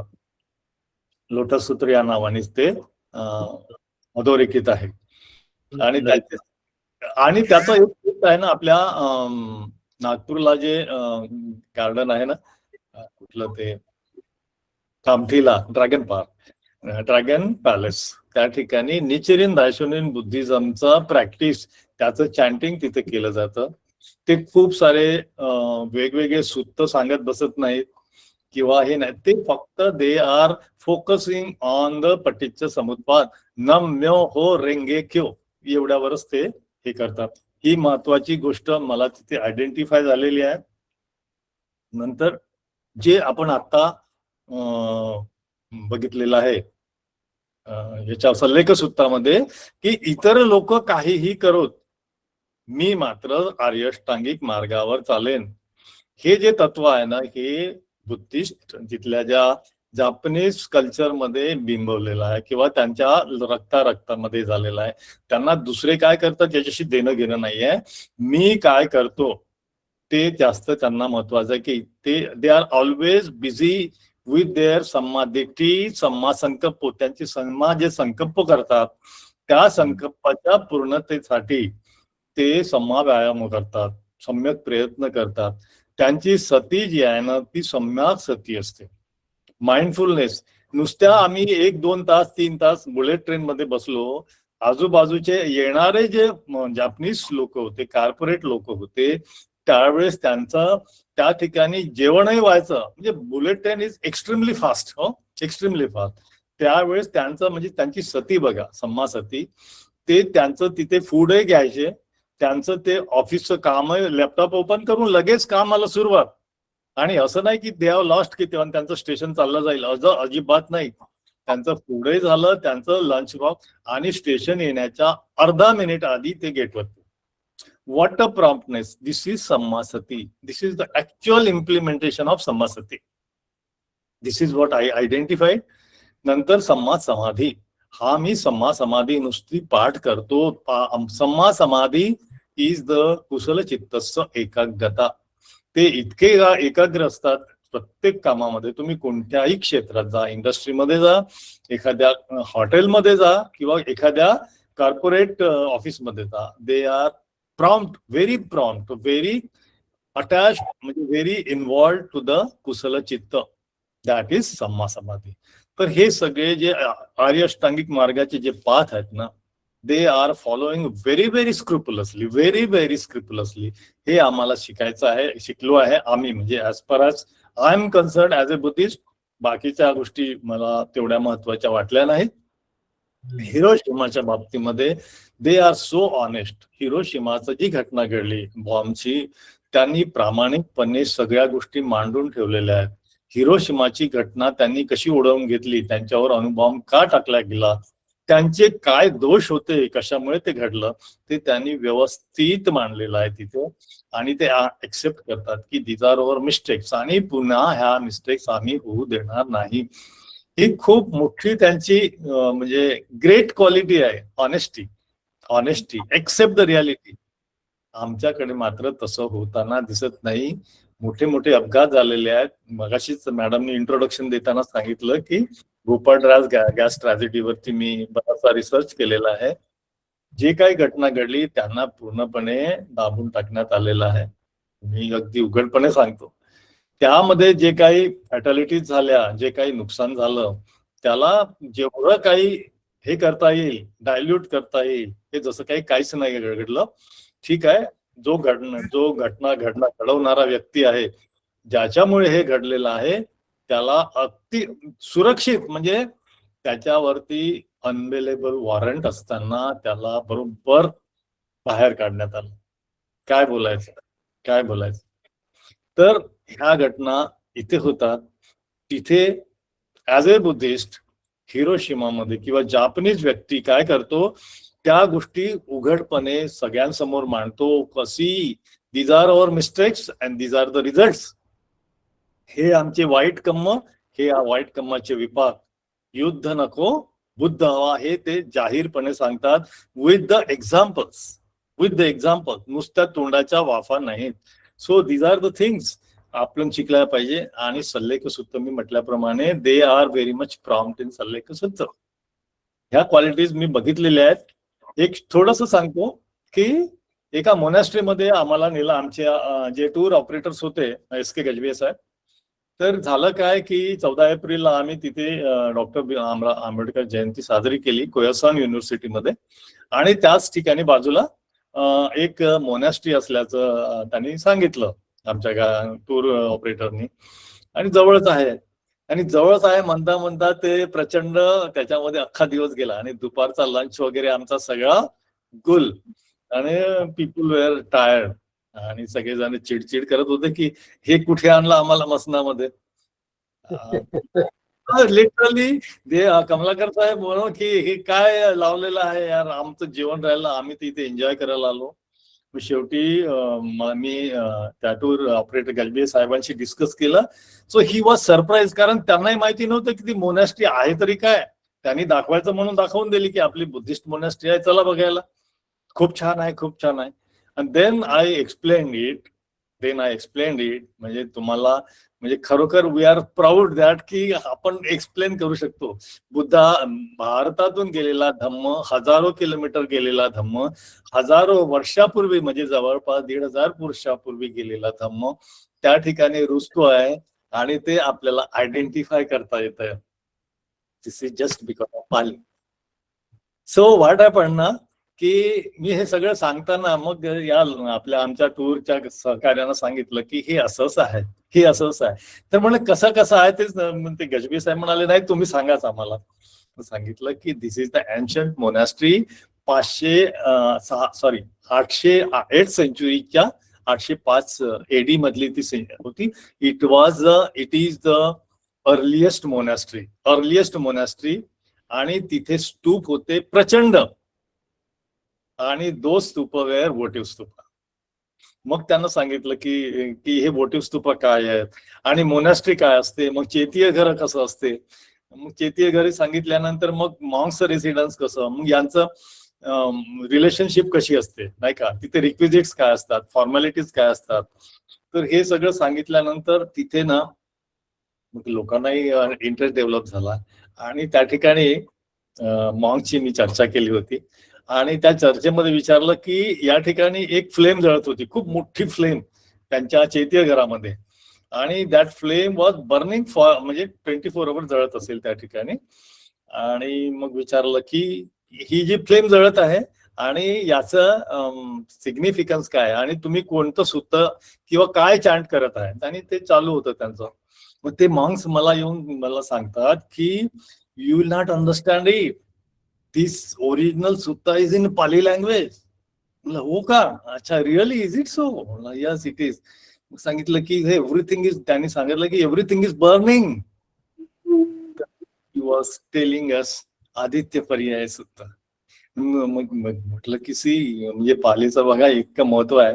आणि बिकॉज ऑफ नोईंग आदित्य पर्याय सुत्ता जे बुद्ध आणि धम्म मध्ये डिटेलमध्ये दिलेलं आहे, पण आपल्याला ते आयडेंटिफाय होत नाही कारण सुत्ताचं नाव हे आहे आपल्याला रिलेट होत नाही. But Wien you learn Pali तर तुम्हाला ह्या सगळ्या गोष्टी म्हणजे जगाच्या कुठल्याही कोपऱ्यामध्ये गेलात ना तर तुमच्या लक्षात येईल की how Buddhism is originated and connected with the Pali language.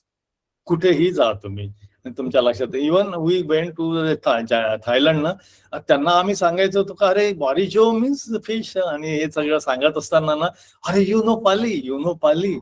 तर अशा पद्धतीने दे यूज टू अप्रिशिएट अस.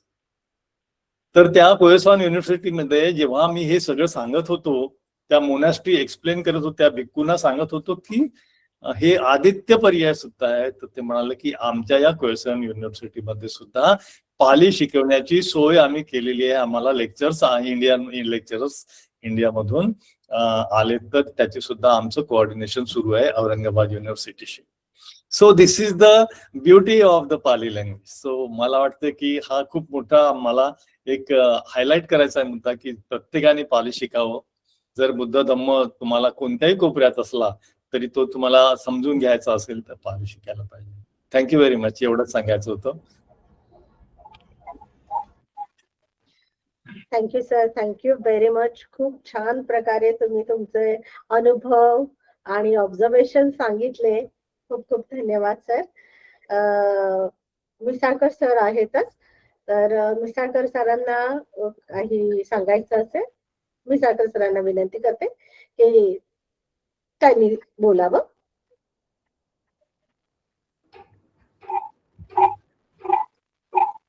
नमो बुद्धाय, जय भीम सगळ्यांना. आणि आज म्हणजे खरं म्हटलं तर लबाने सरांचे 2 सेशन झाले. पहिलं तर जातकावर झालं, व्यक्त जातकावर, त्याच्यावर 2 मिनिटं बोलतो फक्त. व्यक्त जातकाचा जो त्यांनी सविस्तर आढावा घेतला आणि त्याचे जे विविध पैलू सांगितले, स्पेशली व्यक्त जातक का सांगितला गेला, तर तो कोकालिक जो होता, एक विचित्र स्वभावाचा जो भिक्खू होता, पण त्याचं खूप म्हणजे वैशिष्ट्य आहे. त्याच्यामुळे काही जातक मिळाले, काही सुत्त मिळाले, काही विनय मिळाले आणि म्हणजे एक निगेटिव्ह जी बाजू असते ती पॉझिटिव्ह कशी असते ते लबाने सरांनी खूप व्यवस्थित समजून सांगितलेलं आहे. त्यामुळे त्या जातकावर मला जास्त भाष्य करायचं नाही. व्यक्त जातक जे आहे ते कसं पर्यावरणाशी निगडीत आहे ते खूप चांगलं सांगितलं. म्हणजे एक टीव्ही सिरियल आलं होतं फार वर्षापूर्वी, आता नाव विसरलो मी त्याचं, पण ते वाघावर होतं. म्हणजे टायगर प्रोजेक्ट जे आहे ना त्या संदर्भात तो होतं की वाघ कसं सेंट्रलाइज आहे याच्यामध्ये वनामध्ये, तो असलं की सगळं प्राणी कसे नियंत्रित राहतात, कसं जंगलाचं संरक्षण होतंय, त्याच्या भीतीमुळे कसे लोक जात नाही, जंगलतोड करत नाही. तर म्हणजे वाघाचं एक निसर्ग टिकवण्यासाठी किती महत्वाचा रोल आहे किंवा सिंहाचा कसा रोल आहे ते मला वाटतं अमरीश पुरी की कोण होतं ते निवेदन करायचे. तर तो खूप चांगला म्हणजे सिरियल होता निसर्गाच्या यानं. तेच आपल्या या जातकामध्ये ऑलरेडी म्हणजे बुद्धांनी सांगितलेलं आहे ही कथा. म्हणजे 2500 वर्षापूर्वी वाघ किंवा सिंह हे निसर्गाचे कसे संरक्षक आहे याचा बुद्धांनी आधीच सांगितलेलं आहे आणि ते लबाने सरांनी खूप म्हणजे चांगल्या भाषेत सांगितलेलं आहे आणि पर्यावरणाच्या दृष्टिकोनातून सुद्धा खूप चांगलं सांगितलं त्यांनी. आणि अशा स्वभावाचा जे अभिधम्माशी निगडीत आहे, अशा स्वभावाच्या व्यक्ती कशा असतात ते पण त्यांनी खूप चांगल्या तऱ्हेनं समजून सांगितलं. त्यामुळे त्यांचे खूप खूप म्हणजे अभिनंदन. आणि त्यांचं प्रत्येक जातक खूप अभ्यासपूर्ण असतं आणि त्याला जातक जरी छोटं असलं तरी ते खूप चांगलं त्याच्याशी रिलेटेड जे विषय आहेत ते खूप गंभीरतेनं आणि खूप मेहनत घेतात ते सांगायला. आणि दुसरं त्यांनी जपानचा जो अनुभव सांगितला ना तो खूप म्हणजे अद्भुत अनुभव आहे. आपले गायधनी जे आहे म्हणजे संजय गायधनी सर किंवा वैशाली गायधनी मॅडम या पण अमेरिकेत राहिल्यावर त्यांनी म्हणजे बऱ्याच वेळा चर्चा झालेली आहे किंवा आपल्या धम्मसाखाच्यावरही चर्चा झालेली आहे की पाली शिकल्यामुळे त्यांना किती अनुभव आलेला आहे आणि पालीपासून म्हणजे परदेशात किती दूर आहेत ते लोक पाली सुद्धा किंवा त्रिपिटक साहित्यापासून आणि किती महत्व वाढत आहे. लबाने सरांना तर प्रॅक्टिकल एक्सपिरियन्सच दिला आहे की त्यांना पाली भाषा माहीत असल्यामुळे ते तिकडचं जे कल्चर आहे किंवा तिकडचं जे स्ट्रक्चर आहे किंवा तिथले जे काही म्हणजे चॅन्टिंग आहेत ते कसं त्यांना भावलं आणि कसं म्हणजे कळलं त्यांना आणि ते कसे अप्रिशिएट केले गेले तिथे ते सांगितलं. म्हणून पाली सरांनी सांगितलं लबाने सरांनी, पुन्हा मी रिपीट तेच करतो की पाली शिकणं किती महत्वाचं आहे. आणि आपण गेल्या 5 वर्षापासून पाली म्हणजे पालीतूनच आपण धम्मपद आणि जातक अट्टकथा शिकवलेल्या आहेत किंवा शिकवल्या म्हटल्यापेक्षा शेअरिंग केलेलं आहे आमच्या सगळ्या वक्त्यांनी आणि त्याचा खूप फायदा आपल्या उपासक उपासिका श्रोत्यांना झालेला आहे आणि ते युट्यूबवर असल्यामुळे त्याचा खूप अभ्यास होत आहे दिवसेंदिवस. अनेक विद्यार्थी जे आहेत ते आपले युट्यूबवरचे व्हिडिओ बघत असतात, ऐकत असतात आणि त्यांचे जे काही असाइनमेंट आहेत कॉलेजच्या किंवा युनिव्हर्सिटीच्या त्या पूर्ण करतात. आपला जे आपण जे मांडणी केलेली आहे त्याचं विस्तृत वर्णन जे केलेलं आहे आपल्या वक्त्यांनी त्याचा त्यांना उपयोग होत आहे. फक्त हे जास्तीत जास्त लोकांपर्यंत पोहोचलं तर त्यांना सगळ्यांना उपयोग होईल. पुढची जी म्हणजे बुद्ध धम्माचा उदय झालेला आहे पुन्हा म्हणजे आणि पुन्हा त्याचा प्रसार होत आहे तर आपलं म्हणजे फुल नाही फुलाची पाकळी म्हणा किंवा मोहरी इतकं योगदान धम्मसाखाच्याच आहे आणि ते कमी नाही आहे, ते दिवसेंदिवस वाढणार आहे. आपण या धम्म चळवळीत कुठेतरी आपलं योगदान आहे याचं समाधान आहे आणि त्या ताकदीवरच कंटिन्युअस एफर्ट्स जे आहेत, अनेक अडचणी आपल्या वक्त्यांना आलेल्या आहेत, धम्मसाकाच्या टीमला आलेल्या आहेत, तरी सुद्धा आपण ही सिरीज चालू ठेवलेली आहे. नवीन लोक जॉईन होत आहे आणि याच्या पुढे खूप लोक जॉईन होणार आहे. तर ही धम्मसाकाच्या ला तुमच्या सूचनाची गरज आहे, तुमच्या ऍक्टिव्ह राहण्याची गरज आहे. वंदना घेणं किंवा सूत्रसंचालन करणं किंवा एखादं जातका सांगणे, यासाठी आम्ही तुम्हाला प्रोत्साहित करतो आणि विनंती पण करतो, असं आहे. लबाने सरांनी अजून एक सांगितलं, म्हणजे संकटाबद्दल सांगितलेलं आहे की कशी संकट येत आहे, की म्हणजे सुप्रीम कोर्टचे चीफ जस्टिस म्हणतात की बेरोजगार युवक हे झुरळासारखे आहे. म्हणजे कोणतीतरी संघटना काढतात, काहीतरी RTI मध्ये टाकतात, काहीतरी न्यूसेन्स करत राहतात. हे कमीत कमी त्यांनी मान्य केलं की झुरळासारखे म्हणजे न्यूसेन्स तयार करतात. याचा अर्थ हे जे सरकार आहे, जे कोणताही असेल, ते रोजगार देऊ शकलं नाहीये. अनएम्प्लॉईड आहेत युथ, त्यांना समोर भविष्य नाही. हे त्या जजने इनडायरेक्टली, म्हणजे त्यांना टीका करायची होती, त्यांचं ते वक्तव्य बिलकुल म्हणजे स्वीकारण्यासारखं नाही. मग ते राष्ट्रपती असो, पंतप्रधान असो की कोणत्याही उच्च पदावरची व्यक्ती असो, युवकांना असं खालच्या स्तरावर बोलणं ते एकदमच एक्सेप्टेबल नाहीये. आणि दुसरी म्हणजे मला फक्त एकच सांगू इच्छितो मी की कोरोनामध्ये जसं सगळ्यावर संकट आलं होतं, सगळे घरात होते किंवा भययुक्त होते, बरेच संकट आले, बरेच दुःख झाले, बरेच मृत्यू झाले. तर तशी परिस्थिती आता येऊ शकते युद्धामुळे, आणि त्याची सुरुवात झालेली आहे. म्हणजे आपल्या पंतप्रधानांना पण सांगितलेले आहे की परिस्थिती खूप गंभीर आहे. पण त्यांनी जे सांगितले त्याच्यापेक्षा जास्त परिस्थिती गंभीर आहे. कारण आता मी सध्या गावी आहे ना, तर गावी पेट्रोल पंपावर डिझेल पेट्रोल मिळत नाही आणि कित्येक पेट्रोल पंप ओस पडलेला आहे. आणि एखादा टँकर आला की फार मोठी लाईन राहते आणि म्हणजे लोकांना तर सवय लाईन मध्ये उभं राहायची. पण हे खूप गंभीर चित्र आहे, कारण पुढे डिझेल पेट्रोलचे किती संकट येत आहे माहिती नाही. आणि त्यामुळे त्याच्याशी असोसिएटेड जे काही उद्योगधंदे किंवा ज्या गरजा आहेत त्या पूर्ण होणार नाहीत. आणि एकंदरीतच तुम्हाला मानसिक, आर्थिक काय सगळा जो काही त्रास व्हायचा ना, तो होणार आहे किंवा होण्याची शक्यता आहे. आपण संकट येणार आहे असं गृहीत धरू आपण. आणि मग ते फार मोठं आर्थिक संकटही असणार आहे किंवा बाकी पण अनेक संकट असणार आहे. अशी संकट असल्यावर बुद्धांचे उपदेश फार उपयोगी पडणार आहे. आणि कोरोनामध्ये जसे धम्म आपण श्रवण केलेलं आहे, तसंच आताही आपण स्टेबल राहायचं आहे, स्थिर राहायचं आहे आणि सम्यक विचार करायला पाहिजे, भावनिक नाही व्हायला पाहिजे. आता म्हणजे लबाने सरांनी जे जातक सांगितलं तेच आहे की स्वतःपुरतं न बघता पूर्ण समाजाचा विचार करून स्वतः सुरक्षित राहून इतरांना सुरक्षित कसे राहतील याचा विचार फक्त बुद्धाच्या उपदेशानेच होणार आहे. आणि बुद्धांचे जे उपदेश आहे जातकाचा, धम्मपदार्थकाचा, हे सोप्या भाषेत आहे, जे की धम्मसाकाच्या समूहानं ती मोहीम राबवलेली आहे. तर त्याकडे सिरियसली बघा. आणि लबाने सरांचं खूप खूप आभार. त्यांनी खूप मेहनत केली, त्यांचं म्हणजे नेहमीच ते अप्रिशिएबल असतात. आताही ते मी त्यांना अप्रिशिएट करतो आणि खूप आभार पण व्यक्त करतो. धम्मसाकाच्या टीमचे पण खूप आभार व्यक्त करतो. आणि मी इथेच थांबतो. थँक्यू. धन्यवाद सर.